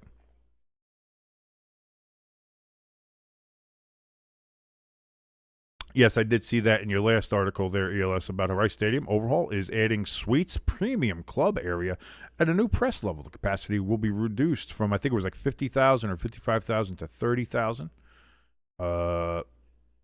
which is, probably more on par with what is expected at Rice games. Again, you got to remember Rice has kind of been a joke in football even since back in the day of Kennedy. That was part of his "Why do we go to the moon?" speech. Was why do we do the hard thing? Why does Rice play Texas every year? Because we do the things that are hard, not because they are easy. Question 10: What college did former Bronco Tyrone Braxton attend? Was it Washington State? Was it North Dakota State? Was it Toledo? Was it Nebraska? Was it Wisconsin? Or was it South Dakota State? I'm going to say, for no apparent reason, Nebraska. Irish in the chat saying, fun fact, I went to the very last Southwest Conference game. It was played at Rice Stadium between the Rice Owls and the Houston Cougars before that got dissolved and teams either went into the Big 12 or they went into Conference USA. And, yeah, things were all kind of all over the place. Obviously, SMU was still coming out and recovering from their death penalty. It took them 30 years to recover from that.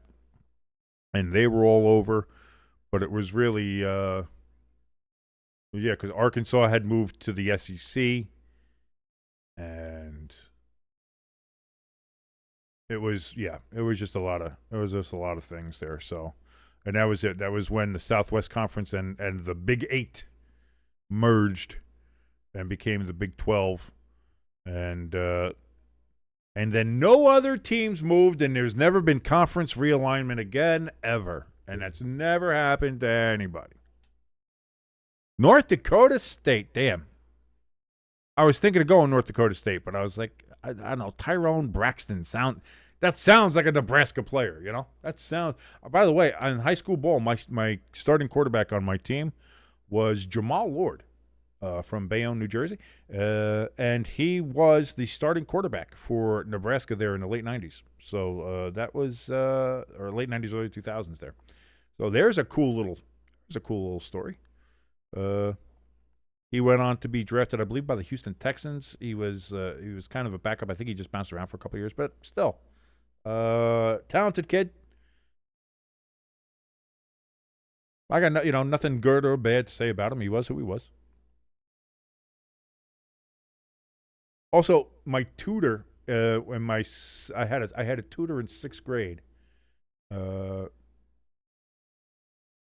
because of reasons. There was a weird thing going on with the school district at the time, but I had a tutor by the name of Mr. Britt. Mr. Britt was a very big, large black man, and he was my tutor. Nicest guy in the world. I still love that guy still to this day. One of the good people and good influences on my life was Mr. Britt, whose son was Kenny Britt, if you remember, from the Rutgers University, and then from several NFL franchises, the Titans being one of them. He bounced around a bit and kind of had some troubles, if you remember. And I always found that kind of weird because his dad was really kind of the guy that he would not kind of didn't jive with that. So it was always kind of weird that was a case that came to Kenny Britt, because I know his father, and his father wasn't like that. So kind of interesting.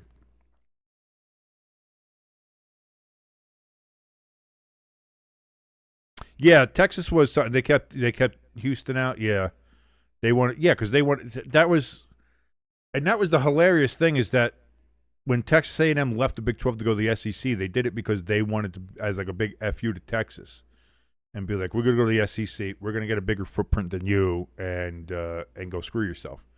And then what happens? Like 10 years later, Texas joins the SEC, and it's Texas A&M is going to be like, but if you look at this year, Texas A&M doing a lot better than Texas right now, sitting there at number 3. So we'll see. All right, let me go take a little bit of a break here. I'm going to go get a cup of coffee, get a drink, do something like that. Please hold for the next grandma to tell you that the refs suck. And that's it, dude. The refs do suck, as I said. And you can get your shirt that you can show your grandma. See? Look at that. Although this, again, it's weird because of the scaling. I gotta fix the scaling on this. Let me see if I can fix this while I'm here. La-da-dee.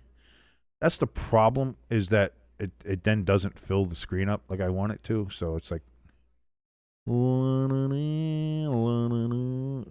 I always want it to be like nice and fill the screen. So there you go. But you can get your Fuck the Ref shirt available right now over at the Stay Tuned Sports Merch Store. Link at the top of the chat or in the description. Or you just go to bit.ly/staytunedmerch. That's bit.ly/staytunedmerch. And go get yourself your Fuck the Ref shirts pre-pixelated so you won't offend the grandma down the street, as she says and agrees with you Hey, Sonny. Fuck the refs, because the refs are terrible. As you see in this game, we've already had 11 flags thrown, and that is quite terrible. That is actually quite hideous. Also, before I get out of here, to grab myself a nice little coffee, say hi to the Pepper Jack, who we all know and love. We love saying hi to the Pepper Jack. So, it's always good to say hi and hello when you're doing these streams. You never want to ignore your Pepper Jack at home. But before I do that, let me remind you something. Let me remind you that while we're doing this, again, these are late nights when we're doing these primetime games and everything like that. Staying up late, sometimes it requires a little bit. Sometimes you need a little bit of powder. And no, not that powder I'm talking about. I know what you're thinking. And you don't want to do that because eventually that's going to murder you. Plus, it costs hundreds of dollars. It's very expensive. It's very expensive. You know what's not expensive? Dubby. Dubby's got your back because you know what? When you're trying to grind through some of these problems, some of your days, staying up at night to study work, watch football games, play football games, play Madden on there while you're up late at night, whatever you're trying to do, you're going to need Dubby, because it doesn't give you those sugar crashes, doesn't have any mystery chemicals in it. It just keeps you sharp. That's what Dubby does for you. It's the clean energy drink that's built to focus, built for stamina, and gives you zero jitters. See, that's the good thing about not having all the toxic additives and the sugars and all that junk in it. It doesn't make you look like a crackhead like you would be if you were on the other powder. No, Dubby helps you in the all-natural way, in the healthy way. Dubby is packed with vitamins, and it also has science-backed neurofactor. Helps your brain. That's probably why ELS went and picked the Raiders today. He's like, I felt something. You know why? Because ELS has neurofactor. So does Dubby. It's got you there to boost your brain and your body without any of the junk. No sugar, no artificial flavors, just pure, crash-free energy. It's all you need, and Dubby's got your back with that. So whether you're streaming 3 NFL games a day, which we're going to be doing on Sunday, if you're lifting, if you're studying, if you're smashing buttons on your controller, or if you're just smashing, you know what I'm saying, Dubby is the energy drink for you. Go to W.GG right now and use code STSports for 10% off of your first order. That's DUBBY.GG. And don't forget that code. ST Sports. I almost gave the merch code out. No, this is ST Sports for your 10% discount. W Energy, be better. It's all about being better, by the way. All right, let me go grab my coffee. I will be right back.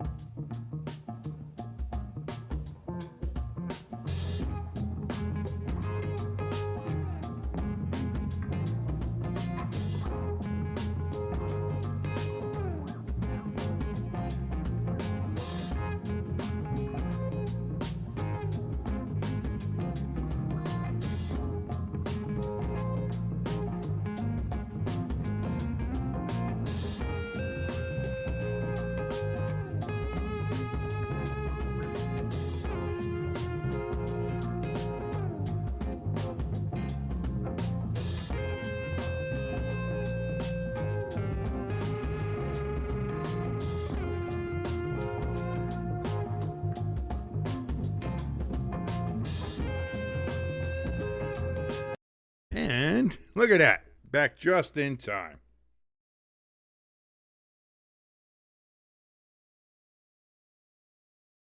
Third quarter about to begin. And that kick gets taken about the 3. Broncos going to return it to the 19, and he bounces back, and he's going to get thrown all the way back. He might get forward progress up to the 17 because he kind of reestablished himself there. But we got a flag. Holding on the Broncos, that's going to be half the distance. Let's just throw a flag on every play, huh? Let's make this the slowest game possible. ELS in the chat says, oh, shit! Wisconsin, we're getting snow this weekend. It's November, baby. It's November.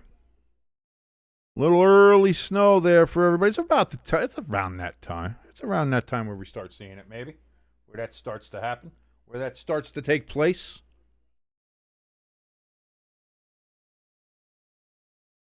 By the way, Irish in the chat was talking about, we were talking about Houston and everything. University of Houston always gets screwed over when Conference USA started to become a success, a successor to the Big East, or was starting to become successful. The Big East came in and took all the good teams, and then they eventually went because Miami left. And again, that was everything.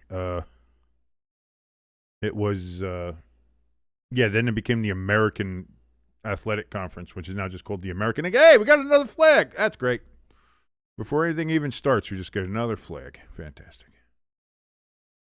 Ball start on the Broncos. Just throw all the flags.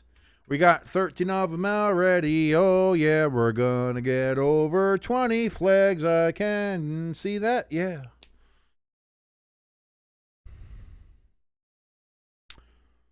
Yeah, the Big East got screwed when a bunch of their teams got rated, and then they rated, and then like everybody was trying to move a step up, and it just nothing ever worked there. Gain of about 2 yards, maybe 3 on first down for the Broncos on that 1st and 14 from their own 5-yard line.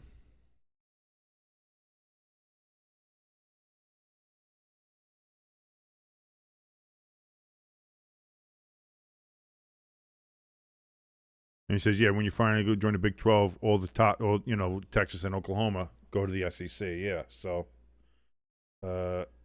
it's just, it is what it is. But here's the thing now, with the college football playoff, now it's just win. Just play. You play good game, like schedule the teams that you can, play what you do, but you can get in there if you play well. Incomplete pass on 2nd and 12 from the 7-yard line. It's going to be 3rd and 12. And the Raiders defense playing fairly well here in the first played well in the first half, and now with these first couple plays here in the second half, have a chance to pin the Broncos really far back in their own territory, and maybe punt from the back of their own end zone and get good field position. We'll see if they can hold them here on 3rd and 12. As we see Max Crosby and that Raiders defense looking to pounce, looking like predators, ready to jump on prey. Bo Nix looking like a evil little fawn, and a fawn who can't throw the ball correctly as it's just way off target. The crowd booing Bo Nix. We got Boo Nix happening now at Mile High Stadium. Are they saying Boo Earns? No, they're saying Boo Nix. As Bo Nix is struggling yet again. It's going to be 4th and 12, and the Broncos are going to have to punt from the back of their own end zone.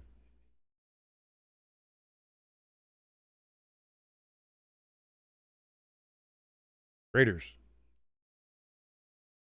looking to get the ball back here in fairly good field position. The punt is away.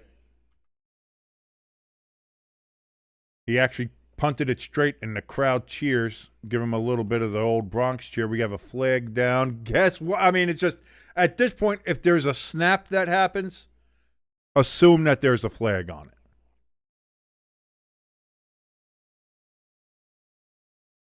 Holding on the Raiders. Oh, just call it on every fucking play. Why don't we? Just call it on everything. Slow the game down to a fucking crawl. So we just have nothing to do but talk about your goddamn flags. Just keep on throwing them. Throw them again. Oh, there's a snap. Oh, maybe before the snap, throw a flag. Maybe throw one before the snap and then throw one afterwards. And then throw one while they're in the huddle. Just throw flags at every possible convenience that you have. And slow the game down until it ends at 2:30 in the morning. That makes for exciting football. Everybody can't wait to tune in to watch that.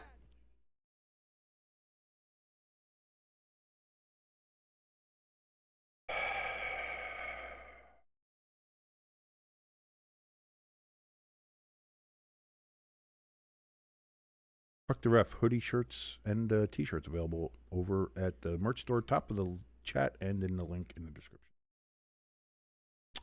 1st and 10 from the 29-yard line for the Raiders. Geno under center. It's going to be a handoff to Genty, and Genty's going to get about 5 yards on the carry. 2nd and 5 upcoming.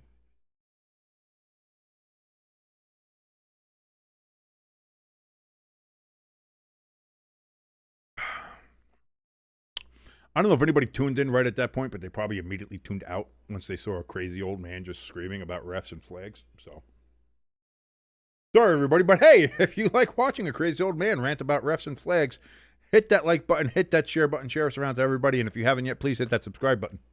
As we are on the march to 1,000 subscribers to hopefully be monetized here on this great platform known as YouTube.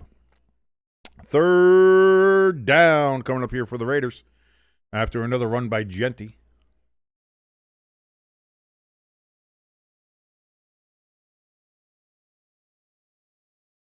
Going to be 3rd and 2. A 3-yard gain.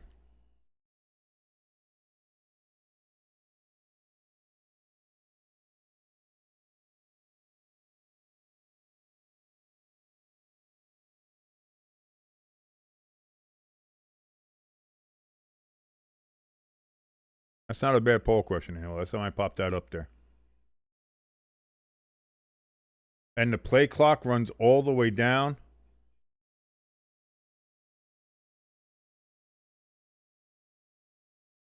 They threw a flag, but now they're saying that the timeout was taken, but the flag was thrown. So you know what that means. We count all flags.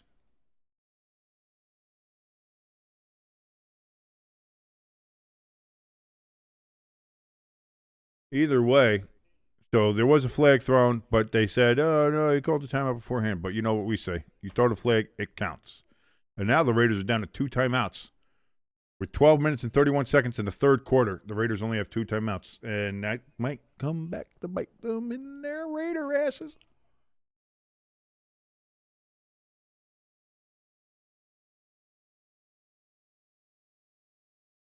So now, still 3rd and 2.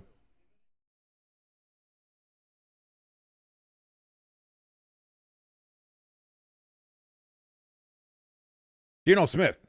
He takes a step. He looks. He throws. Oh, in and out of the hands of Tyler Lockett, his receiver. It was a little high, so incomplete, and the Raiders are going to have to punt. So both teams start with a 3-and-out in the second half.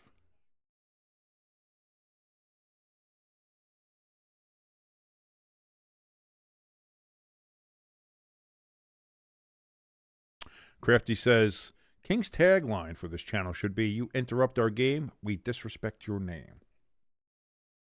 Well, I mean, everybody knows Vinovich, and Vinovich is a Vinovich. And the punt is away, and it's going to be fair caught at the 16-yard line, and that is where the Broncos will take over.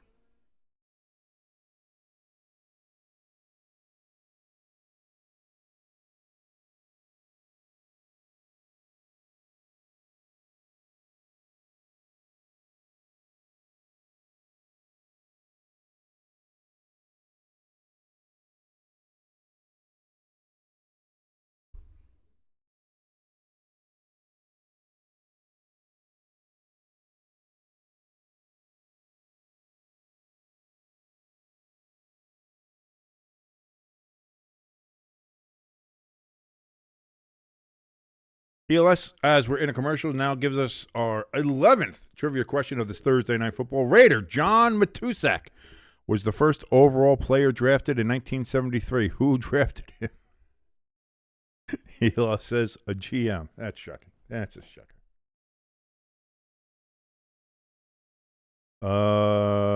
Matusa, I think he was a Bronco, wasn't he? He was either Colt or a Bronco. I'll say the Broncos drafted him. And then he ended up being with the Raiders later on in his career and known for being a Raider. That's what I'll say. I think that's what you're saying from the question is like who drafted him as far as what team drafted him.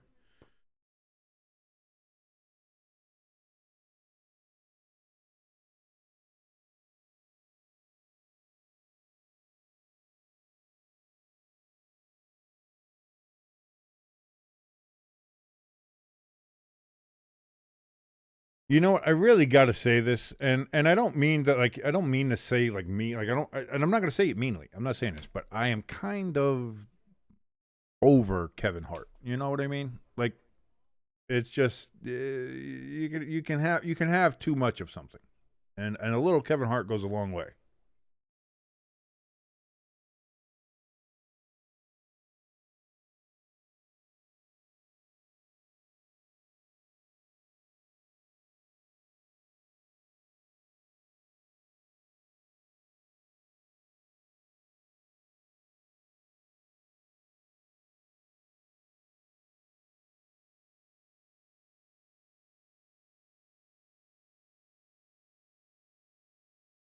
Two 2002. That was the last time the Raiders made the won a playoff game. They went to the Super Bowl that year, right?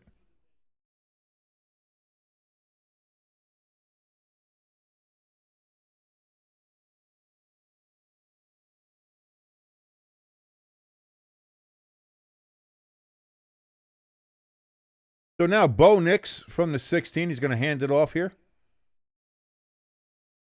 And that's going to be 7 yards there for Dobbins. Answer was the Houston Oilers. Damn. I knew it was something. I knew it was another team.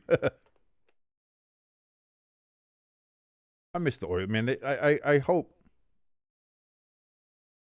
Like, it'll never happen, but I certainly hope that if they don't change the name, I would hope that the Texans can at least get, like, the colors and the uniform style back. Like, somehow get that from Tennessee. And that's going to be a 2-yard run there on 2nd and 3. It's going to be about a yard short for Dobbins. Whoa, they gave him a... What kind of fucking spot is that?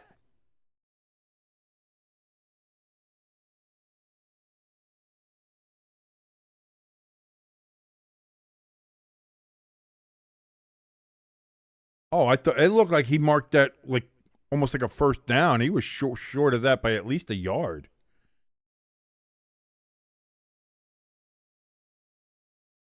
ELS says, "I've got some good news, King." I wonder what that could be. ELS, please tell me. I'm in desperate. I'm always in. Wait, listen. In this world, in this wacky, wild world we live in, we all need some good news. Irish says that the Adams family is too petty. Yeah, they are. What's her? Is it Tara Adams Strunk or whatever the hell her name is? Yeah, she's a bit of a person. We'll just say that.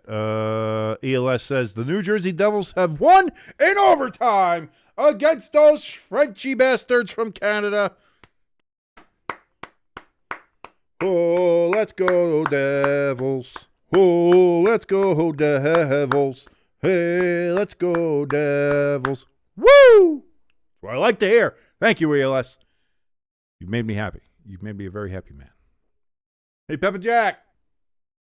Devils won. Pepper Jack's a Ranger fan, by the way. So 3rd and 1, quarterback sneak, and Bo Nix did not get there.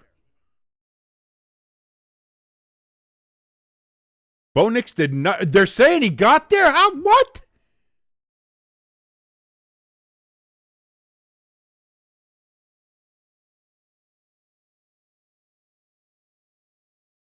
All right.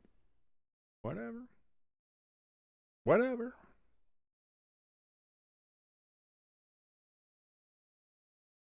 So fresh set of downs. Bo Nix throws. He's going to throw that to the outside. Caught.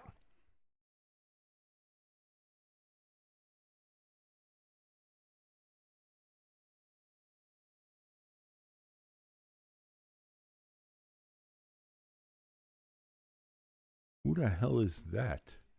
Adam Prentice, fullback. I thought he looked like a fullback. 46 is a fullback number. And that's good enough for a first down, as they are now up at the 39-yard line.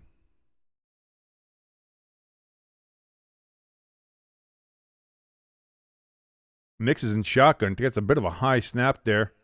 Dobbins is going to cut up, and he's going to get a gain of about 7. 2nd and 3 coming up here for the Broncos, as they are having a better second drive than their first one. By the way, what a great name. Calvin Throckmorton, offensive lineman there for the Broncos. Out of Oregon.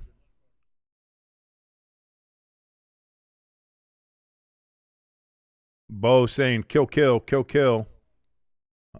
Changing a play here, seeing something he didn't like, I don't know idea, but it's going to be a handoff to Dobbins again. And they had him in the backfield, but Dobbins is going to go and gain about a yard and a half, maybe 2, and it's going to be 3rd and 1 again.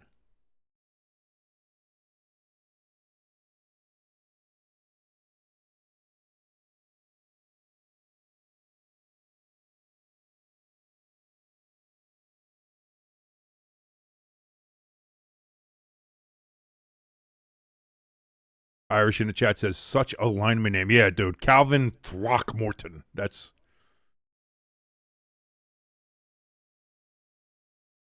If you were going to write an offensive line character, that's a toss back 7 yards into the backfield, but it's going to work out for the Broncos.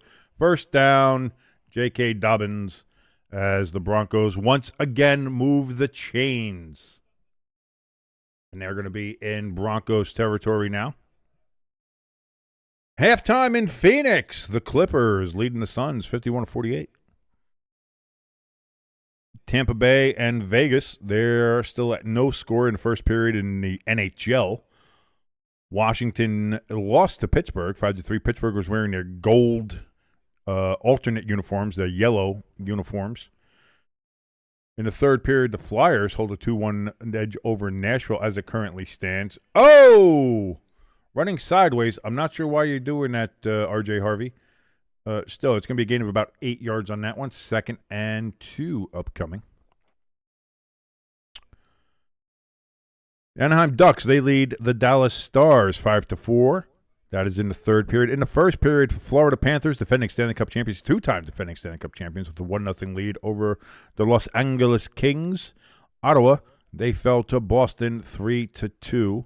St. Louis beats Buffalo 3-0. And, of course, as we know, the Devils beat the Montreal Canadiens 4-3 in overtime. And we have another flag here. This is for offsides. And so that's going to moving back. Not way back, just 5 yards.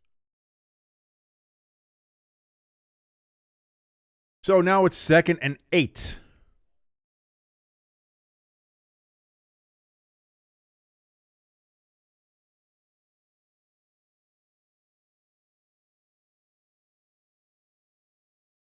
Kind of a weird snap there, but R.J. Harvey, he's going to run and go about a yard short. It's going to be 3rd and 1 for the Broncos. 7-yard gain.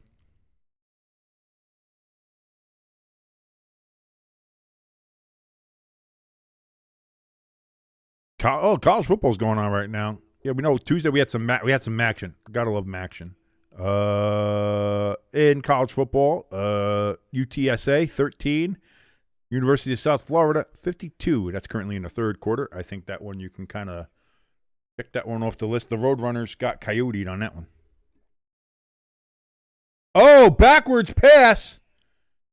And now it's going to be a sack. There was supposed to be a receiver pass, but it's not, and that goes down as a sack. But too bad your ass got sacked.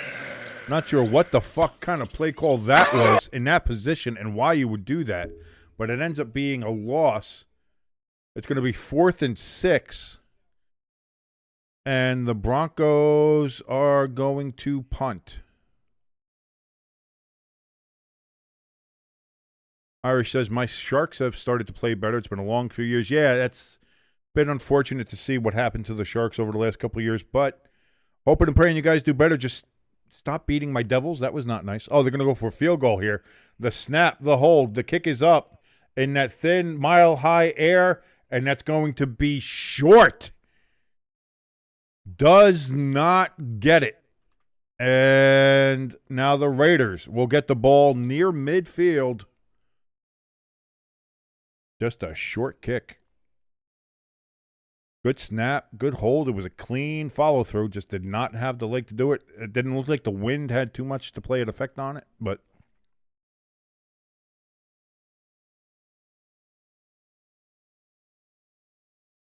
I do like the Sharks uniforms. The only thing I would say is go back to black pants.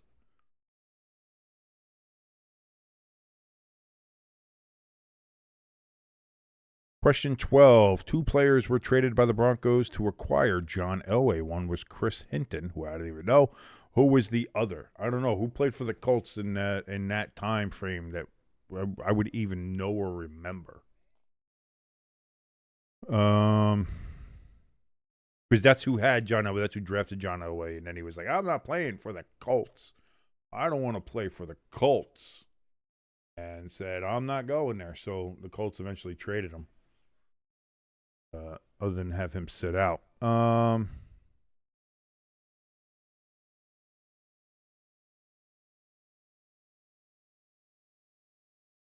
going to be honest, ELS. I have no idea.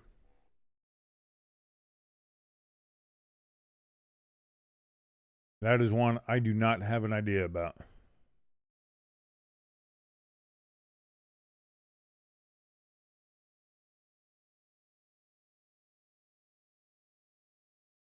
Yes, Peppa Jack. Oh, 3i Atlas? 3i/Atlas, yeah. Peppa Jack wants to, because we're very interested in the whole 3i Atlas thing. And listen, I most likely it's not an alien ship. Let's be honest. It's most likely not an alien ship. That being said, thing's doing weird fucking things. It's doing weird shit. So I don't think it's an alien ship, but it's got weird shit going on. I kind of want to know what's doing. What's going on with it? What's it doing? Irish says nobody gave Elway shit for that, but they should. No, people. My family has always. I've never liked John Elway. Part reasons for that. I've never given him a pass for that. Not the same thing as Eli, though. Eli did it for completely different reasons, and I understand that. So Eli didn't do anything wrong.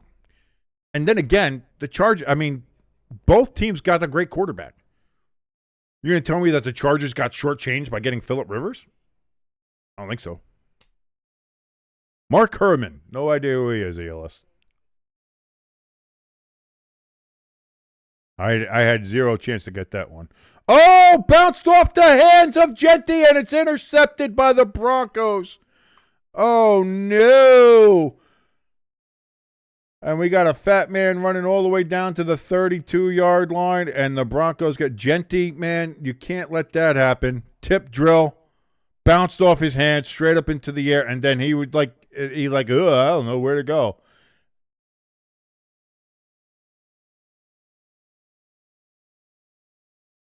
Oh, Genty, you got to try to knock that down, go after it, something. Irish says, I think Rivers was the better QB. I don't know. 2 Super Bowls say otherwise.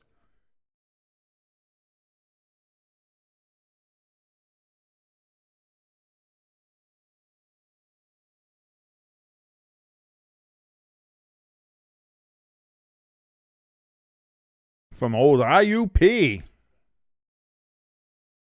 Indiana University of Pennsylvania, Tillman with the interception, and now the Broncos have it at the 33-yard line is where they marked them down. So they are in good field position here. Lucky break for the Broncos, and Dobbins is going to slip and get lucky to get back to the line of scrimmage. 2nd and 10 for the Broncos. Irish says it's a team game. Yes, it is. Yes, it is. And I think the Chargers, if by your standards, the Chargers had a better quarterback, they had a better running back, they had a better defense, they had a better tight end than the Giants did. Why didn't they win?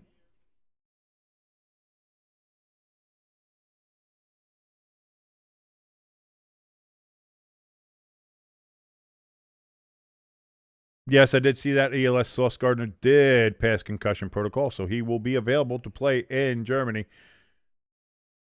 Bo Nix just throws that pass away. Was he out of the pocket? I don't know. We got a flag down. Surprise.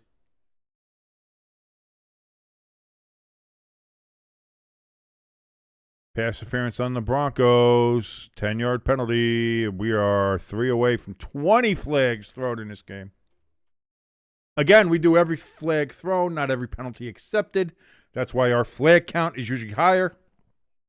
But when you throw the flag, you slow the game down, you stop the game, so that's why we count every flag. Whether the flag is picked up, whether it's declined, whether it's whatever it is, whether it accidentally falls out of the ref's pocket, whatever, whether it's thrown and then they say, oh, well, before the flag was thrown, there was a timeout by the other team. Doesn't matter. You threw the flag. It counts. Goes into the ticker. Just in case you're new here and don't know how that particularly works. That's why we do that here, because hate the refs. Hand off here to Dobbins here on 2nd and 20. It's going to be a 2-yard game, but a fumble.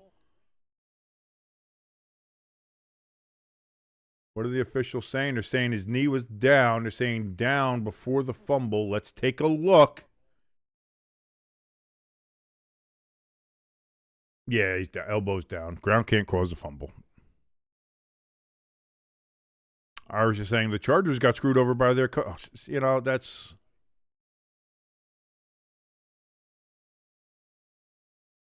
No, here's the thing. Eli was an elite, like especially in the playoffs. Look at Eli Manning's number in the playoffs. They're insane.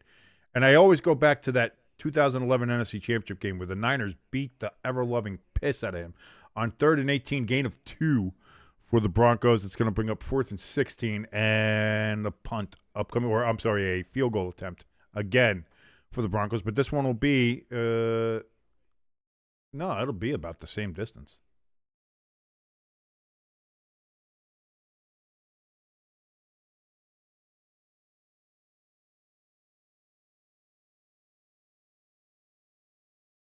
No, they're going to punt it. So now instead of kicking the field goal, now they're going to punt it. Watch out for the fake if I was the Raiders.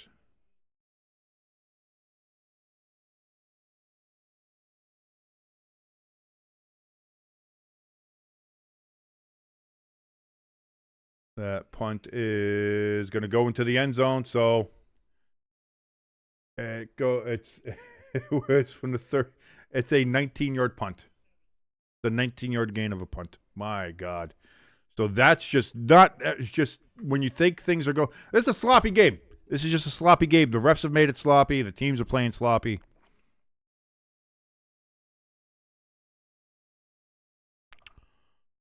Question 13. Who was the Raiders' first starting quarterback? Is that Blanda? Might have been Blanda.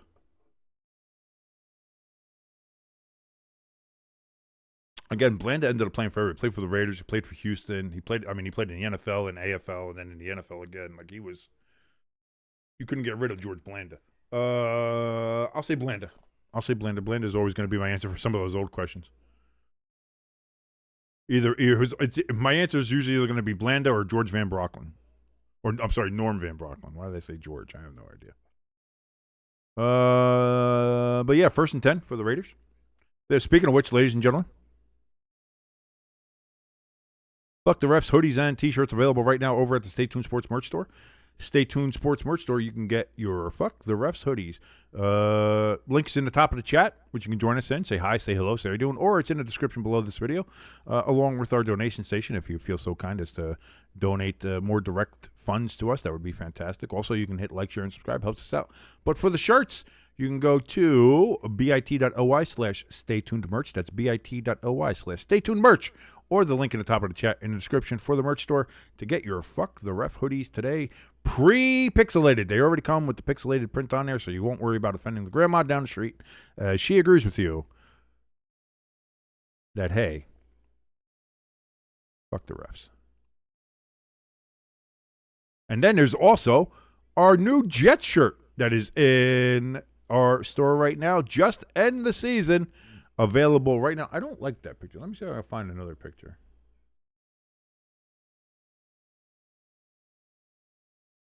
I think I can. This one might be better.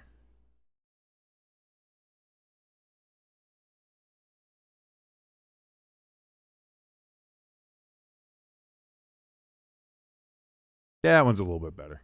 That one's a little bit better. You can get your Just End the Season shirt if you're a Jets fan or know a Jets fan and just kind of feel like giving them a gift that they'll probably like too. Again, also available in t-shirt and hoodie form. Just End the Season shirts available over at Stay Tuned Merch Store. That is bit.ly/staytunedmerch, bit.ly/staytunedmerch, or the link is in the top of the chat or the description below. The answer by ELS, by the way, was Tom Flores, of course. Tom Flores, he was a Raiders quarterback, and then, of course, later on, a Super Bowl winning Raiders coach for them. First down, Genty is going to get 2 yards on the carry. 2nd and 8 upcoming for the Raiders from the 22-yard line. Irish guest Joe Biden. Joe might have been too old by then. I don't know. Irish also says that Eli Manning was the opposite of Peyton Manning. His brother, he was a playoff quarterback, while Peyton was a regular season quarterback. I can see that. Gino is going to get flushed out of the pocket, throws it away. And they're going to throw a flag for intentional grounding. He was outside the pocket, though, and he got it to the line of scrimmage, didn't he?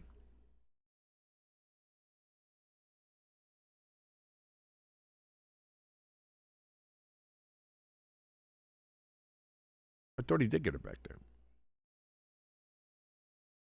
Did he not? I thought he did. Because he was out of the tackle box. That's fine. No, I guess it didn't. All right. Well, there you go. You break the rules. You get the infraction. But now we've got 18 flags on the game.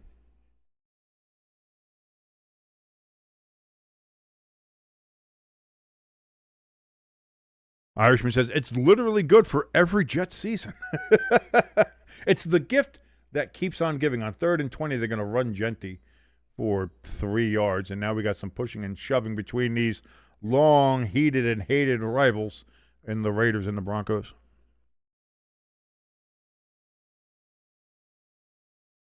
So it's going to be 4th and 17 coming up here.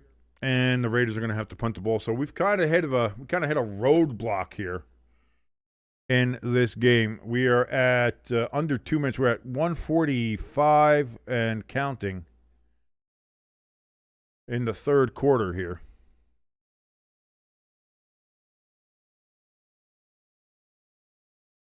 And the punt is blocked. It is blocked, and the Broncos pick it up and get it down to the 12-yard line. Oh. And that's good. Let's see. Can the Broncos finish it now? That they're down in this position. Can they finish it now, or will it be just another futile attempt? My God.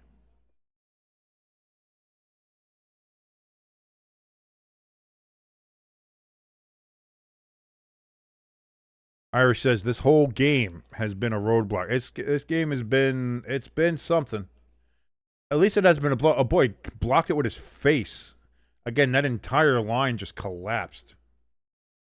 As we see the Raiders special teams is just whoever the special teams coach is for both of these teams might get fired. So 1st and 10 from the 12 for the Broncos. Bo Nix. He's going to pull it down and run it himself, and he's going to get sacked for 3 yards back at the 50. But too bad your ass got sacked.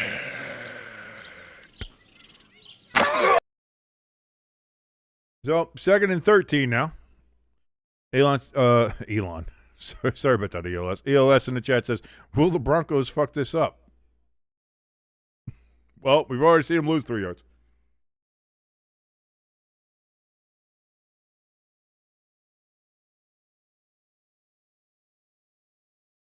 They only gave him a 2-yard loss on that? Come on. Nix looks, throws to nobody in particular. Incomplete, 3rd and 12 for the Broncos. Jesus Christ. And the crowd is not happy. Yeah, he blocked him with his face, Irish. This game, I swear, this game is, it's had everything but good football.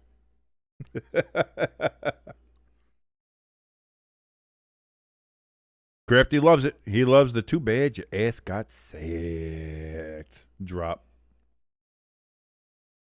So 3rd and 12 for the Broncos. Nix takes the snap, looks, throws. He's got a wide open man there, but it's going to be for a yard gain, if that. So 4th and 11. And the Broncos are going to kick a field goal. And the crowd is booing. They are just booing as well they should be. I don't know what kind of play call that was. I don't know what Bo Nix is like. I don't know.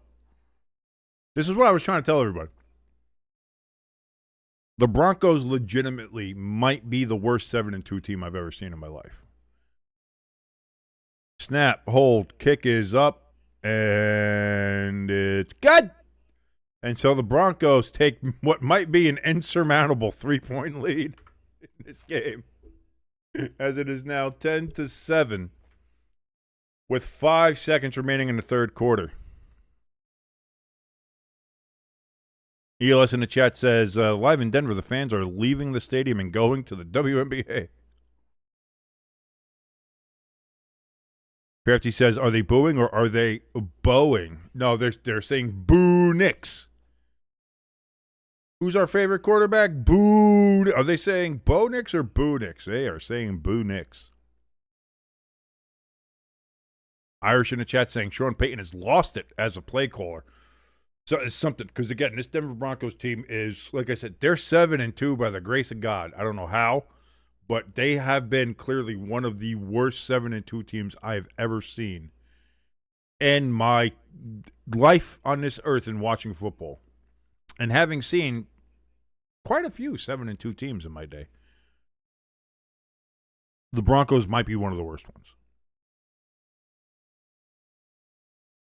Crafty says the crowd ain't Bo leaving.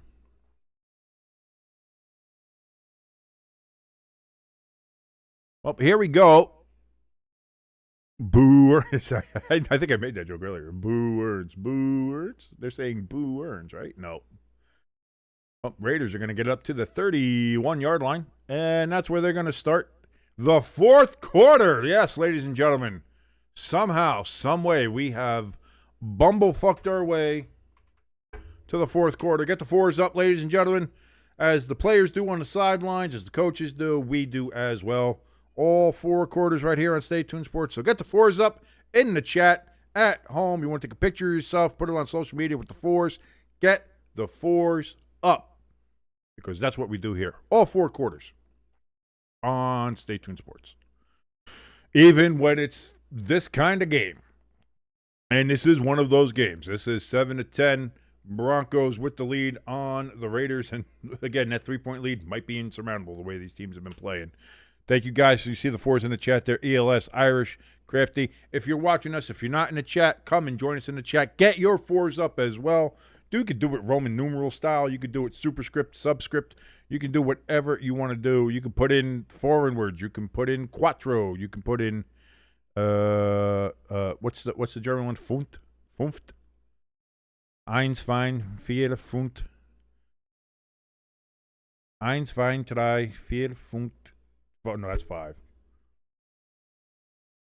I don't know. I suck at German. You can put it on the clock like Crafty just did. Question 14. What Major League Baseball team drafted John Elway? That would be the Yankees. The Yankees had John Elway. The Yankees had Deion Sanders. The Yankees had Russell Wilson. The Yankees are fantastic at drafting football players for their team.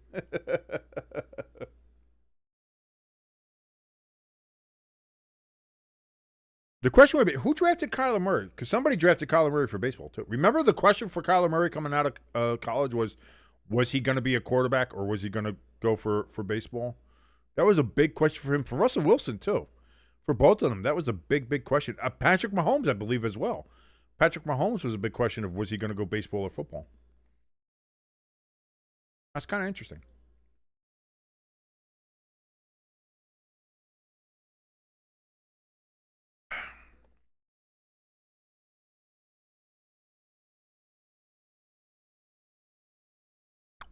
Orange and Blue every day in the chat says, hello, guys. How you doing, Orange and Blue? Great to see you. I wonder who you're a fan of. Great to see you. Thank you so much for joining us. And, of course, your team currently now 10-7 lead over the Raiders. And the way this game is going, that might be an insurmountable lead. So we'll see what happens here in the fourth. But thank you once again, Orange Blue, for joining us here on Stay Tuned Sports. And enjoy your stay. Interact with us within the chat. Join the community. Got questions you can ask. ELS is doing his trivia, so you can participate in that. Anything you want to do. Just welcome, and thank you. So here we go. 1st and 10 from the 31, Geno Smith. Play action to Genty. He's going to pull it down, and he gets tripped up for a yard gain. That was it. Looks like they were trying to do a quarterback keeper. And, Geno Smith looks like he might be shaken up a bit, and he's down on the ground. And Geno Smith is down. Oh, he's down, and he's in pain. And he looks like he's favoring his right leg as we see Kenny Pickett warming up on the sidelines. Orange and Blue every day in the chat. He says it will be a high-scoring fourth quarter for one team. What happened here? Okay, hit him in the thigh, hit him in the knee, and then as he's going to the ground, doesn't look like he gets hit. Like, the only thing I can think of is if he pulled, like, either sprained an ankle or popped an Achilles or something. Like, maybe as he was going down, because it looked like he was falling awkwardly on that leg. So I'm not sure. ELS says, well, the Raiders' hopes just died, or they just got an injection of hope. I don't know. The way Geno Smith has been playing, can Kenny Pickett be any worse? I don't think so. I don't think so.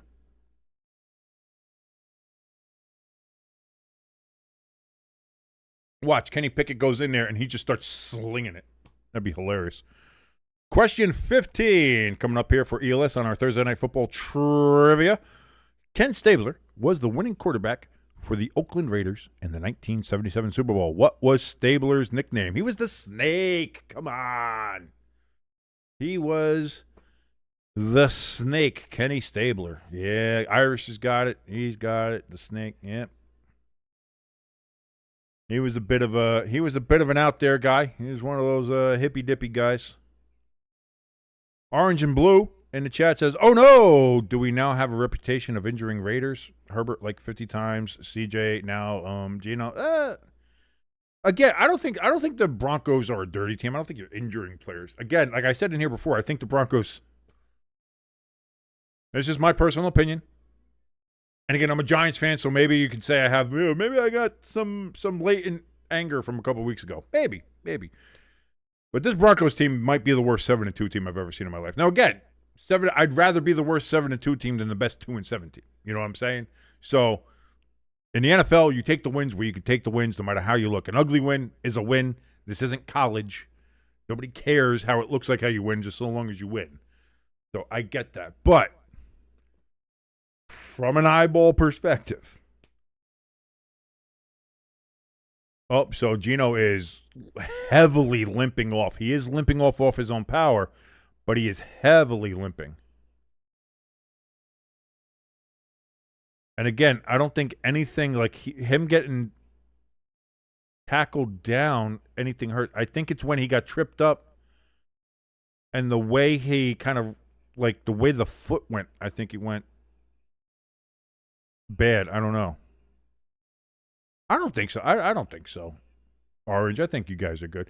Hand off to Genti here on 2nd and 9, and that's going to be like a yard loss from what it appears to be. So 3rd down coming up.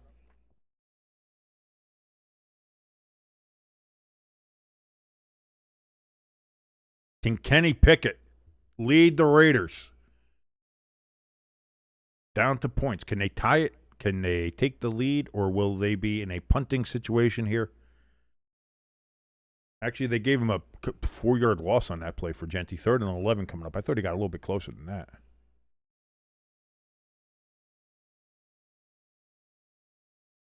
Kenny Pickett looks, throws. It got in there to Beck, but it's going to be incomplete. 4th and 11, and the Raiders are going to have to punt.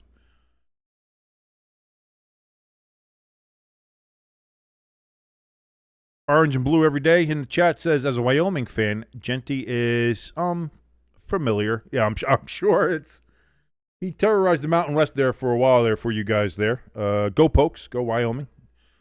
Beautiful field in Wyoming, by the way. That is a beautiful area. And you know what? Brown and yellow is a very underused color combination. I think the Padres are the only other team to use it. So, and guess what, everybody? We got another flag. We have another flag. Of course we do. Of course we do. Up to 19.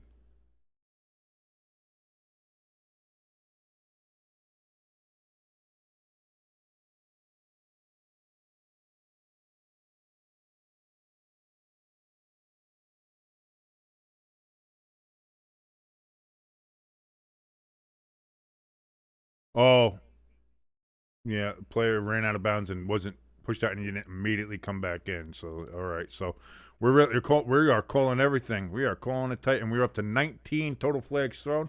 Orange, just in case you don't know, here on this channel, when it comes to the flags that we count, as I punched the microphone, when it comes to the flags that we count all flags, whether they're accepted penalties or not.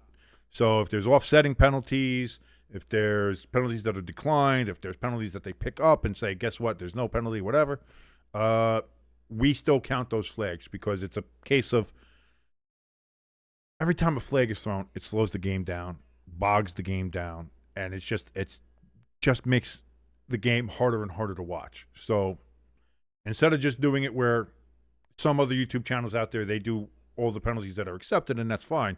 I was like, no, I'm doing it for every flag that is thrown because each one of those is a stoppage in play. Each one of those is we got to stop, and we got to watch a conversation between the refs, and then they got to make an announcement. And it's always 2 minutes before we see the next play, and it bugs the hell out of me. So that's why we do that, just letting you know. So the accepted, I know there's not 19 accepted penalties in this game, but there have been 19 flags thrown. ELS in the chat says, welcome back, Kenny Pickett. Orange and blue in the chat says, Wyoming, again, renovations. From opening of War Memorial Stadium, it will by 2026 decrease capacity from 37 to 24. Still a beautiful stadium. I mean, I love watching those Mountain West games, late night, college games. Those are some fun ones, especially this time of year. You get the snow coming down there. It's beautiful. As Wyoming is beautiful country. ELS in the chat says,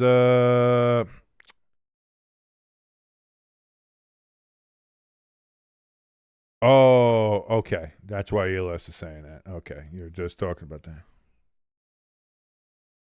I was wondering what was going on there.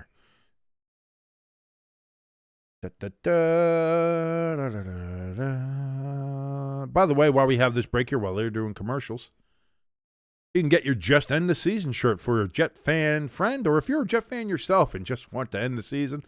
As was said by, I believe it was Irish in the chat, he says, hey, this is a shirt that you can wear endlessly, over and over. It's the gift that keeps on giving, as every season is just a season when you're a Jets fan that you just want to end the season. So there you go. Just End the Season shirts available right now over at the Stay Tuned Sports merch store. Link in the top of the chat and in the description below. Or you just go to bit.ly/staytunedmerch. That's bit.ly/staytunedmerch. Snap on 1st and 10 for the Broncos. Let me get that ball over there. Cortland Sutton with the catch as we see Geno Smith trying to jog on the sideline, still being very, very ginger with that right leg. He's not putting a lot of pressure. He's not putting a lot of weight on it. 2nd and 6 upcoming here from the 37-yard line. Bo Nix is under center. He takes the snap. Play action. Throws deep down the field, and that is overthrows everybody. We have another overthrow. And the crowd is letting Bo Nix know, hey, you overthrew that again. As more Bo Nix happens at Empower Field at Mile High.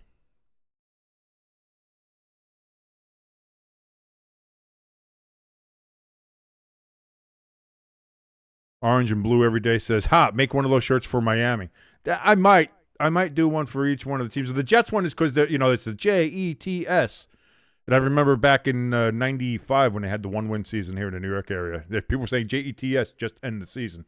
And that's kind of been the Jets model for the last 30 years. And Bo Nix is going to throw that away on 3rd and 6, and so 4th and 6.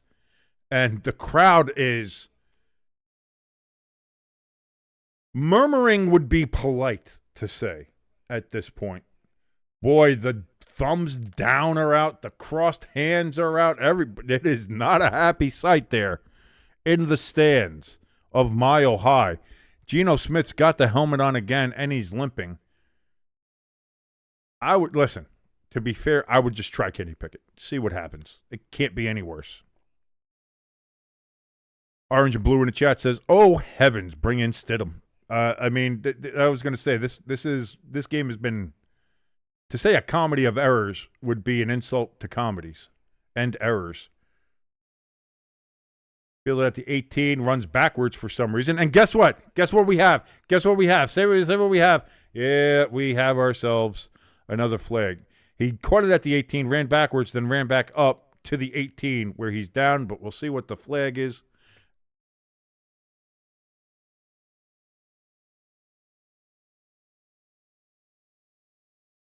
Personal foul. Blindside block they're calling on the Raiders. But the ball's inside the 20, so it's got to be half the distance to the goal. It can't be 15 yards. You can't put them down at the 2-yard line. That's not, when it's inside the 20 and it's 15 yards, it goes half the distance, I believe. But either way, we're at flag 20 of the game. We have reached 20 flags thrown in this game.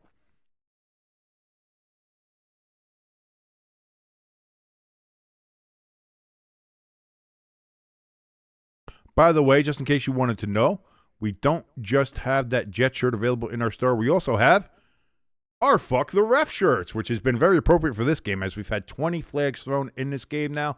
So this is the shirt that we have available. It comes pre-pixelated. The pixels are printed on the shirt itself, so you don't have to worry about offending anybody at church or you're the nice grandmother who lives down the street.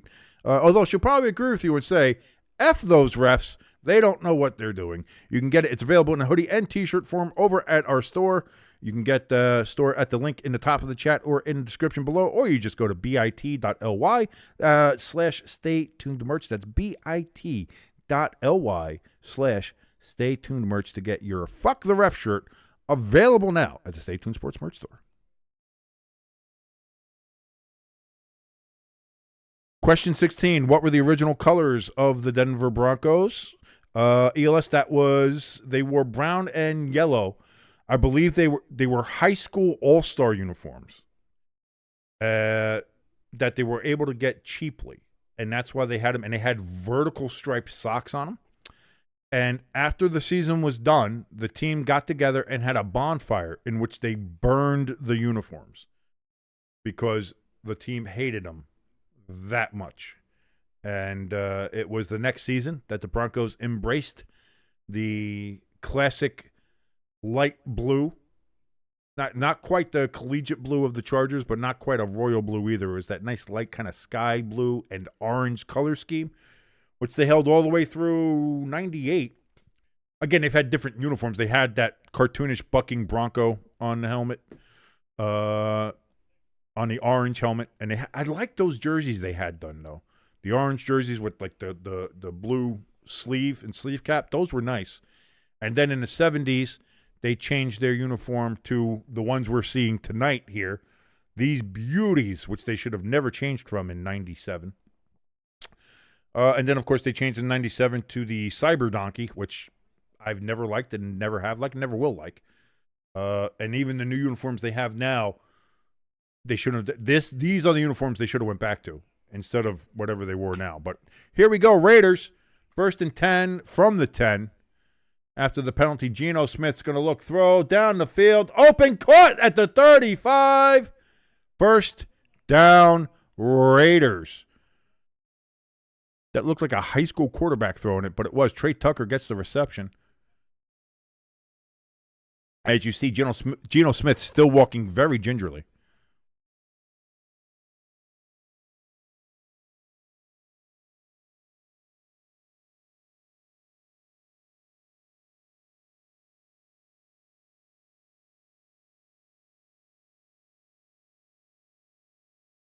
Geno here on 1st and 10 from the 35. Genty out of the backfield. He's going to duck and weave for 4 yards. 2nd and 6 upcoming from the 39-yard line. And, of course, the answer was brown, white, and mustard. White is part of everybody's. Pardon me. Take a sip of my water.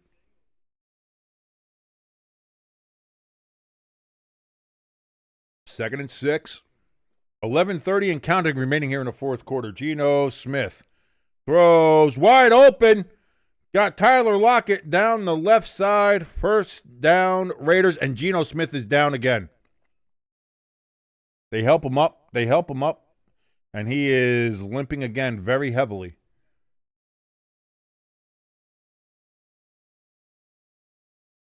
How is that not a late hit? That's 3 seconds after he threw the goddamn ball. Of all the flags they've thrown in the game, they don't throw one there? Wow. That's wild. Well, 1st and 10 from the 42 of the Broncos now for the Raiders. 10:50 remaining. ELS says put Geno on the bench. Genty gets a yard. 2nd and 9 upcoming. Orange and blue in the chat says, oh, no, yeah, it's... I mean, if ever there was a late hit like that, I've seen so much less called for a late hit on a quarterback.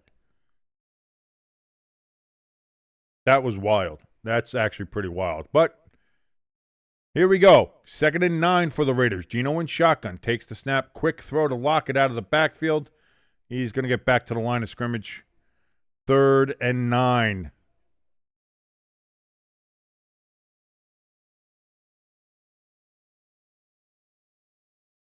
Will an injured Geno Smith be able to lead the Raiders to a score here? Or will the Broncos defense hold?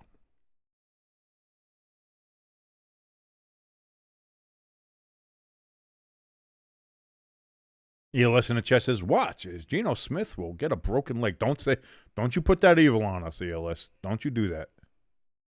Bauer's in motion. Raiders take the snap here. Geno Smith tries to escape. He looks and then just gets sacked for 3 yards on 3rd and 8. And he's down and in pain again. He shouldn't be on the field.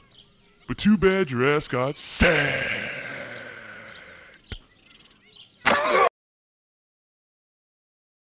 And that's going to be 4th and 11 now from the 43-yard line. But the Raiders only have 2 timeouts. It's, what do we got? We're going to have under 9 minutes to play here.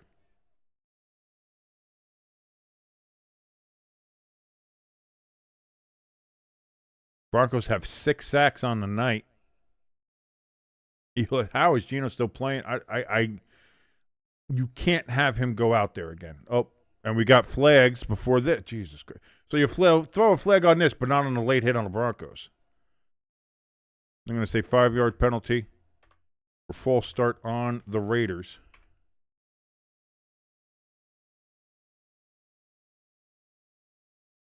And that moves us to 21 flags. 4th and 16 now. They put Gino on the stationary bike, but my God, like, come on. And he is grimacing hard. Like, you can't put him, you cannot put him back out there.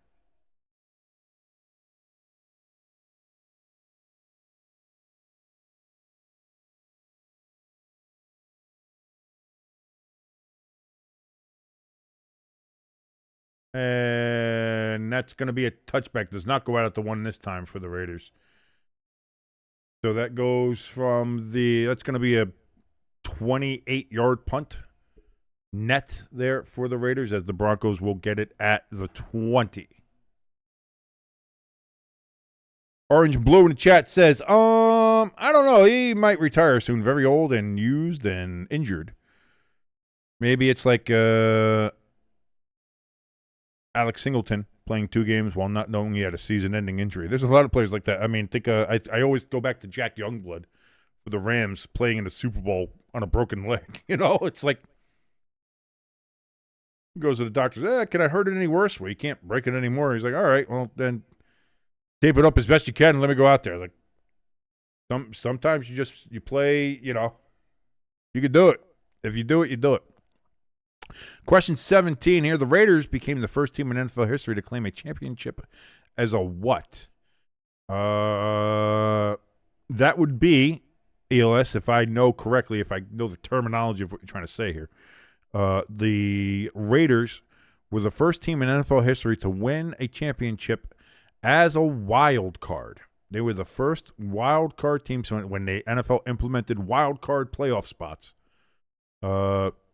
Not just division winners, but you got to play if you were a wild card. The Raiders were the first team as a wild card. That means first team who did not win their division to win the Super Bowl. And that was Super Bowl 15 when they defeated the Philadelphia Eagles in New Orleans.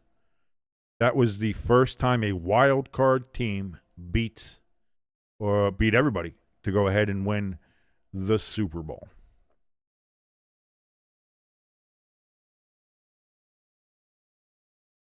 Yeah, Orange is sometimes because ELS gets these questions from some Jeopardy website, and sometimes they're not worded the best. So we do try to decipher them sometimes if they're not worded the best. Sometimes even we don't know what the hell they're saying, and then ELS has to go and grab another question. But you know, sometimes they're all right, and sometimes whoever was writing the questions, not that great. And it's not ELS. ELS goes and he grabs them and he just does a copy paste and puts them over here. So that's not ELS's fault, but that's what happens there sometimes. But thank you so much again, Orange, ELS, Crafty, Irish in the chat. Lloyd joined us a little bit earlier. He'll be back on Sunday. Obviously, Paul was in the chat here as well. Thank all of you for joining us here on Stay Tuned Sports. If you want to help us out, please hit that like button, hit that share button, share us around like internet herpes. It's fantastic. And if you haven't yet, please hit that subscribe button. Help us on the road to 1,000 and hopefully being monetized here on the great platform known as YouTube. First down for the Broncos is going to be about 5 yards up to the 25-yard line. That's Evan Engram, the former New York Giant. Mike Shanahan in the house there for the Denver Broncos.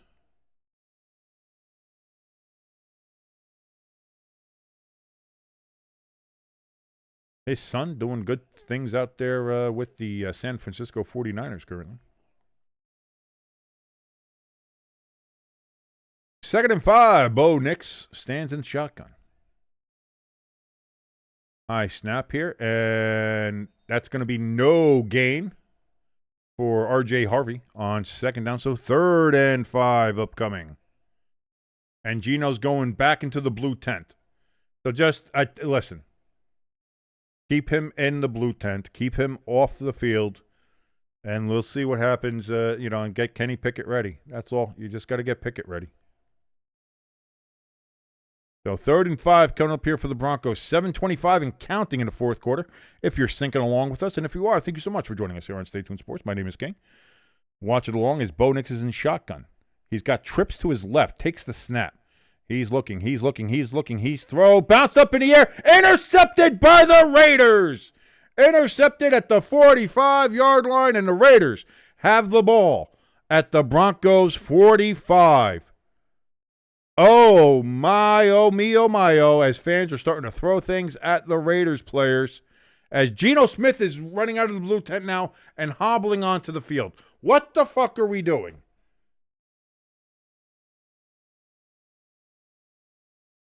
This feels like Pete Carroll saying, y'all want to see a dead body? Like, what are we doing? They're going to put Geno, they're burying him into the ground here. What are we doing? ELS in the chat says, well, this game sucks. It has not been a clean game. This is not a game that you look at and say, you know what? This is the best professional football has to offer. That is not what this game has brought us. Orange and Blue in the chat says, what the hell are we doing? Hand off to Genty, and Genty's going to get 6-7 yards on that particular carry. Just hand the ball off. Yeah, at this point, just hand it off.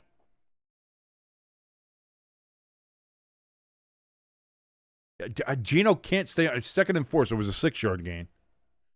Like, Geno can barely move on the field. What are we doing?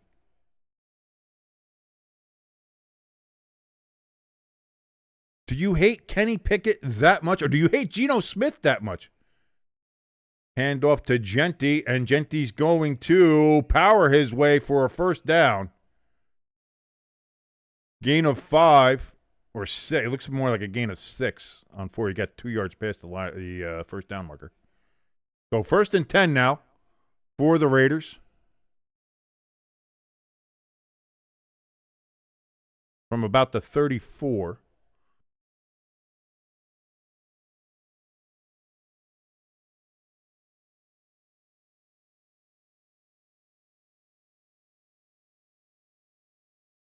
Geno hands off to Genty again. And Genty's going to get 3 yards on that carry. Down to 5:50 here in the 4th quarter to play.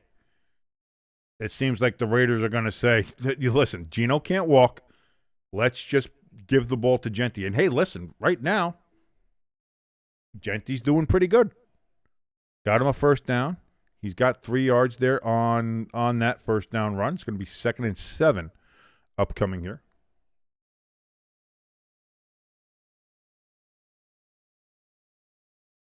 Geno under center. Hand off to Genty, and he's going to get a yard. So it's going to be 3rd and 6 from the 30. Raiders got to get to the 24 for a first down. We see Carlson lining up on the sidelines. Kind of did a little weird hip booty shake there. Not sure if that was particularly necessary, but hey, you know what? Do what you do.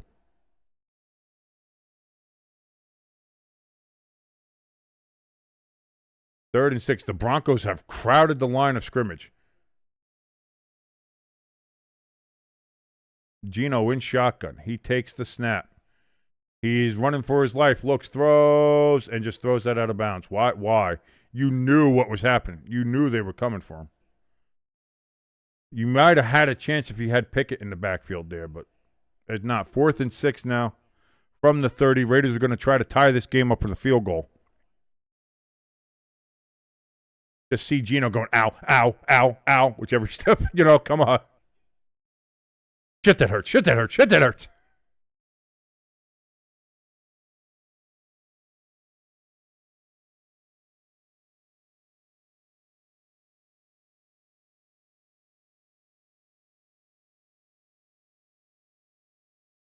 Here we go. Snap, the hold, the kick is up. That's going to be no good. And that is no good. No good. And so the Raiders squander a prime opportunity. And now the Broncos get the ball back with 4:26 left here in the 4th quarter. Just a comedy of errors. Just a comedy of errors. And again, the Broncos are going to win this game probably, become 8-2.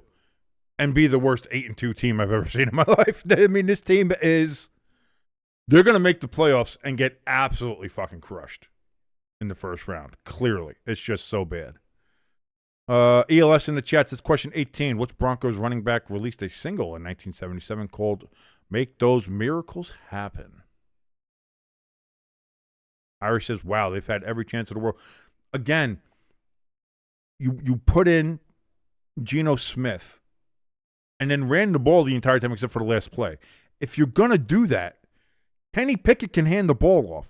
And then in a situation where you're in a 3rd and long and maybe need to throw the ball, Kenny Pickett would be a more mobile option to get away from the rush and to possibly throw the ball. Like, I don't understand still putting Geno Smith out there in his condition. That's a bad call from Pete Carroll, and it might have cost him the game. I'm not saying Kenny Pickett was going to do anything better, but the option was better because Geno Smith, first of all, has not played well to begin with, and now on top of it, he can't move, he has zero mobility, and he's hurt. It's just, not only does it not make football sense, it's irresponsible. I just, whatever.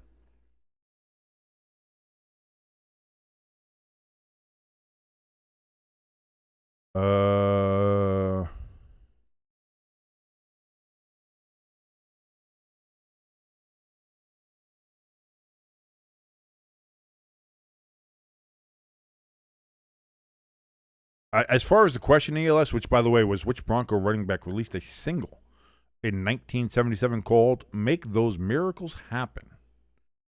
I'm going to be honest with you. I don't know. That's 77. That's the one that that's the year the Broncos went to. That was Super Bowl 12, I think, right? When they went against the Cowboys. So.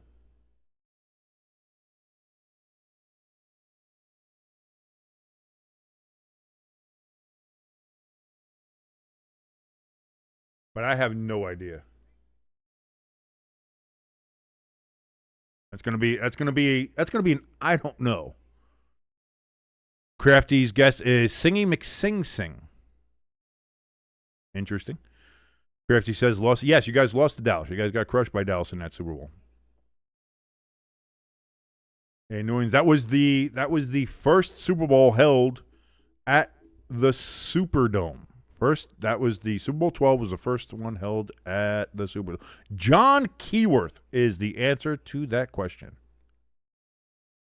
So Dobbins here on first down is going to get a gain of 8 yards, 2nd and 2 upcoming here. As the clock continues to tick down, 4:13, 4:12, 4:11, 4:10. If you're thinking along with us, and if you are, thank you so very much for joining us here on Stay Tuned Sports. My name is King, as we're watching Thursday Night Football with the Denver Broncos and the Las Vegas Raiders. Currently, the Broncos with a 10-7 lead.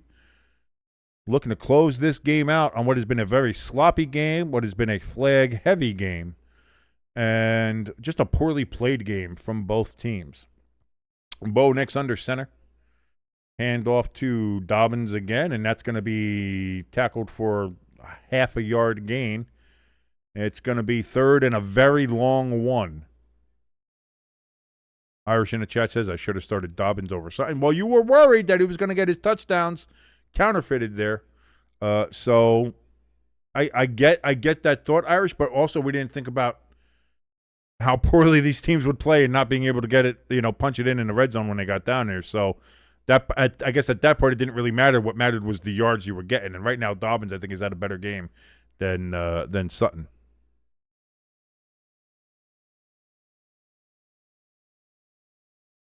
Oh, big gain on 3rd and 1. Franklin gets that, stays in bounds. 18-yard gain, and all the Raiders seem to stop playing. It seems like they thought he ran out. Like, I don't get it.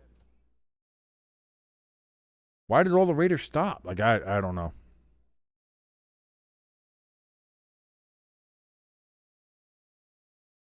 Orange and blue every day. You're orange and blue and you're a Bills fan? What does the orange and blue stand for then?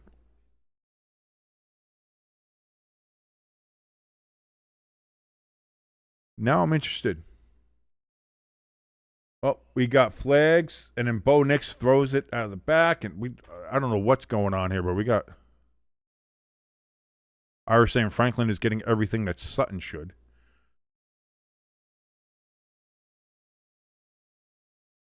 They're going to say encroachment on Max Crosby, 5-yard penalty.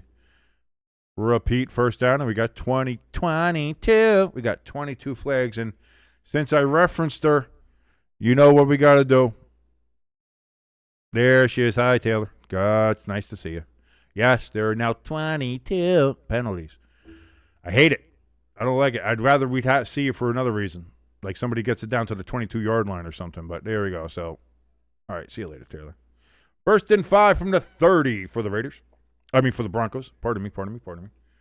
Bo Nix hands off to Dobbins, and Dobbins is going to get close to the first down. Looks like he might be half a yard short. It'll be 2nd and inches here.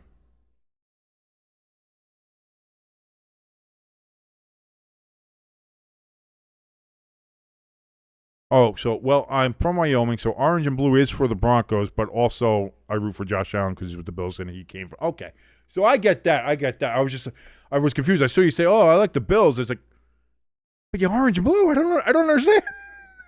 I was confused for a second. Oh no! And he's not going to get there on 2nd and inches, 3rd and inches coming up here for the Broncos. Wow. And the Raiders are going to call their 2nd timeout. They called their first one way early in the first half after their play clock was running down. So they have 1 timeout and the 2-minute warning remaining.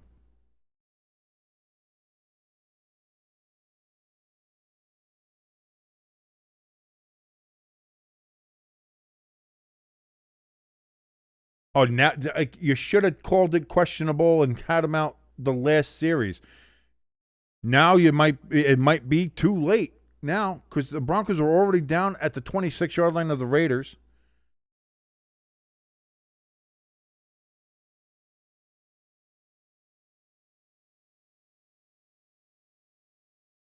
Just poor game management from the Raiders. It was just poor game management from the Raiders.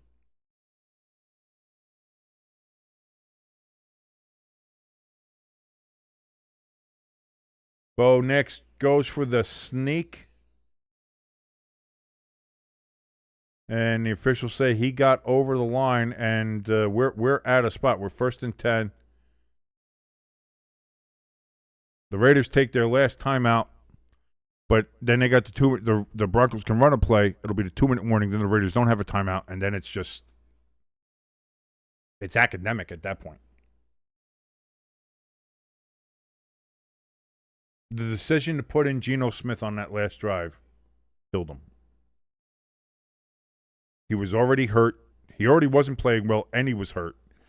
And you put him in there on that drive. There was no reason to do that. No reason to do it whatsoever. Hi, Papa Jack. Who are you talking to about 3-Eye Atlas?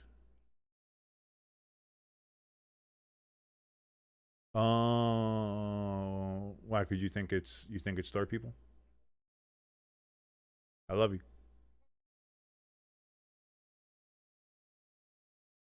1st and 10.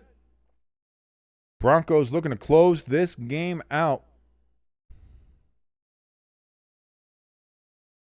Raiders out of timeouts. 2-minute warning is all that's here. Bo under center is going to hand it off to Dobbins. Dobbins is going to get it down to the 18-yard line, and that'll bring us to the 2-minute warning.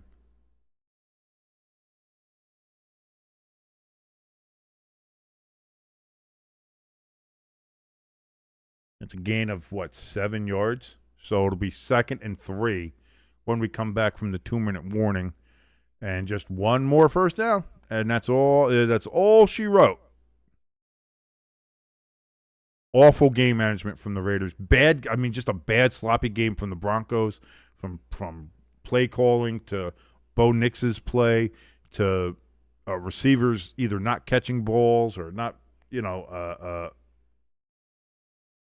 making proper running decisions, running sideways across the field and just getting vertical and gaining yards, doing stuff like that. It's just weird. Chip in the chat says, this game is so bad. It's not been great, Chip.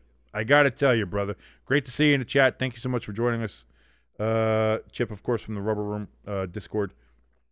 It has not been great.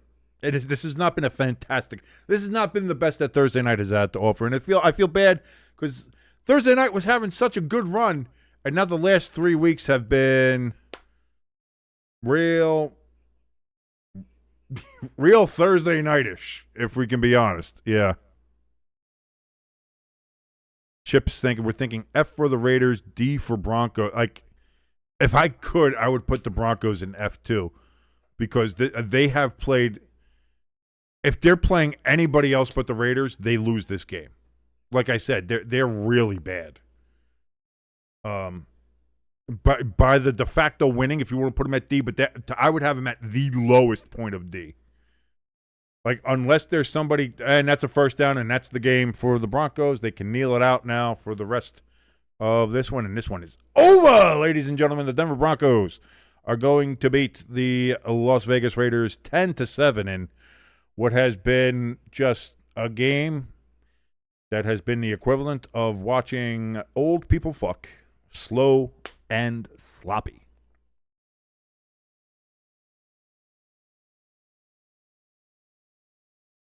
.22 total flags thrown in this game.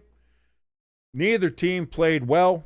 Geno Smith, they decided to put on the field even though he was severely injured. And that might have cost them on their last opportunity to tie the game as they missed on a field goal. And if they had maybe gotten a little bit closer, had a quarterback that wasn't playing on one leg, you never know. Again, I'm not saying Kenny Pickett would have been, the savior, but I think it would have given yourself a better option on that. But it is what it is. And so the Raiders are going to fall to 2-7. The Broncos are somehow going to be 8-2 and listen, it angers me to see a team that has played as poorly as the Broncos have this entire year be 8-2.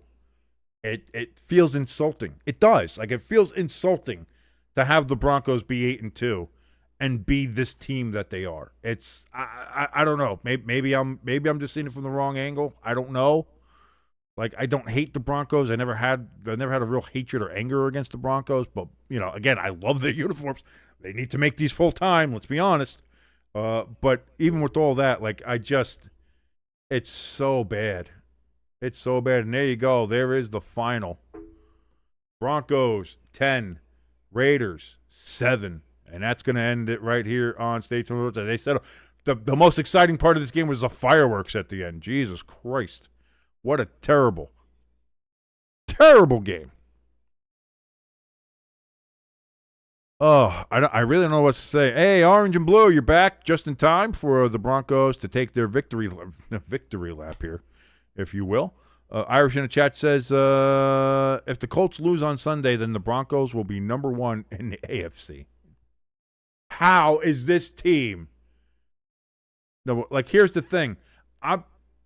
I'm looking at let's go to the vertical display here for a second. We're gonna spend some time on this. Let's come over here. As we see our chart here, I have the Broncos currently at 10.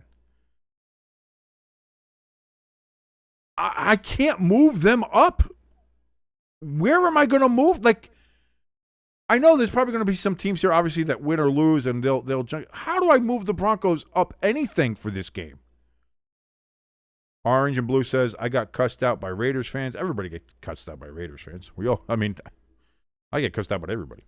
But I don't, like, where would I move the Broncos in this situation? They don't deserve to get moved. If watching this game with my own eyeballs, with my own peepers here, these old eyes that need Coke bottle glasses here, watch this game. There's no way I can move them up.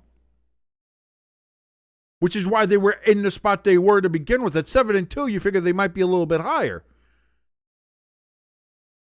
But they're not a 7-2 team. They're not an 8-2 team. And this game is the perfect example of that. All because I like the Bills and the Broncos. Oh, well, I mean, that's... You have your reasons, though, and I understand that. So that's fine. And right now, both your teams that you root for there, obviously the Broncos being your number 1 and your Bills your number 2 because of Josh Allen, because you live in Wyoming. So, he goes to Wyoming. I get all that. Raiders fans are going to be Raiders fans, man. What are you going to do? that is what it is, baby. That is what it is. But like looking at this now, like what would you guys do? Like if you're doing your things, do you move them up? Like even Chip said in the chat, it's like the Broncos at best are a low D or an F for their performance. Orange and Blue, thank you so much for joining us tonight. Have a fantastic evening, and hey, come back and join us whenever you'd like. We cover all the games here. Giants, and we're going to be covering the Germany game at 9:30 in the morning here Eastern time, so it'll be out by you. I believe that would be 7:30. So if you want to get up, that's all right. Orange says, go Broncos. Bye. Thank you so much for joining us. Irish in the chat says, Raiders fans are bitter. They haven't won more than 9 games in the season. Yeah, no, it's been a bad run here for the Raiders. It's been a bad run for the Raiders. Yep, you're going to be back. Thank you so much, Orange. Thank you. And have a great, great evening. But yeah, so like I said, depending on what happens this week, we'll see what happens with the Colts. We'll see what happens with all these other teams. But like the Broncos, like you said, theoretically, they might be the number 1 team in the AFC rankings. But they will not be anywhere near the number 1 of the power rankings. They can't be. Did you watch this game?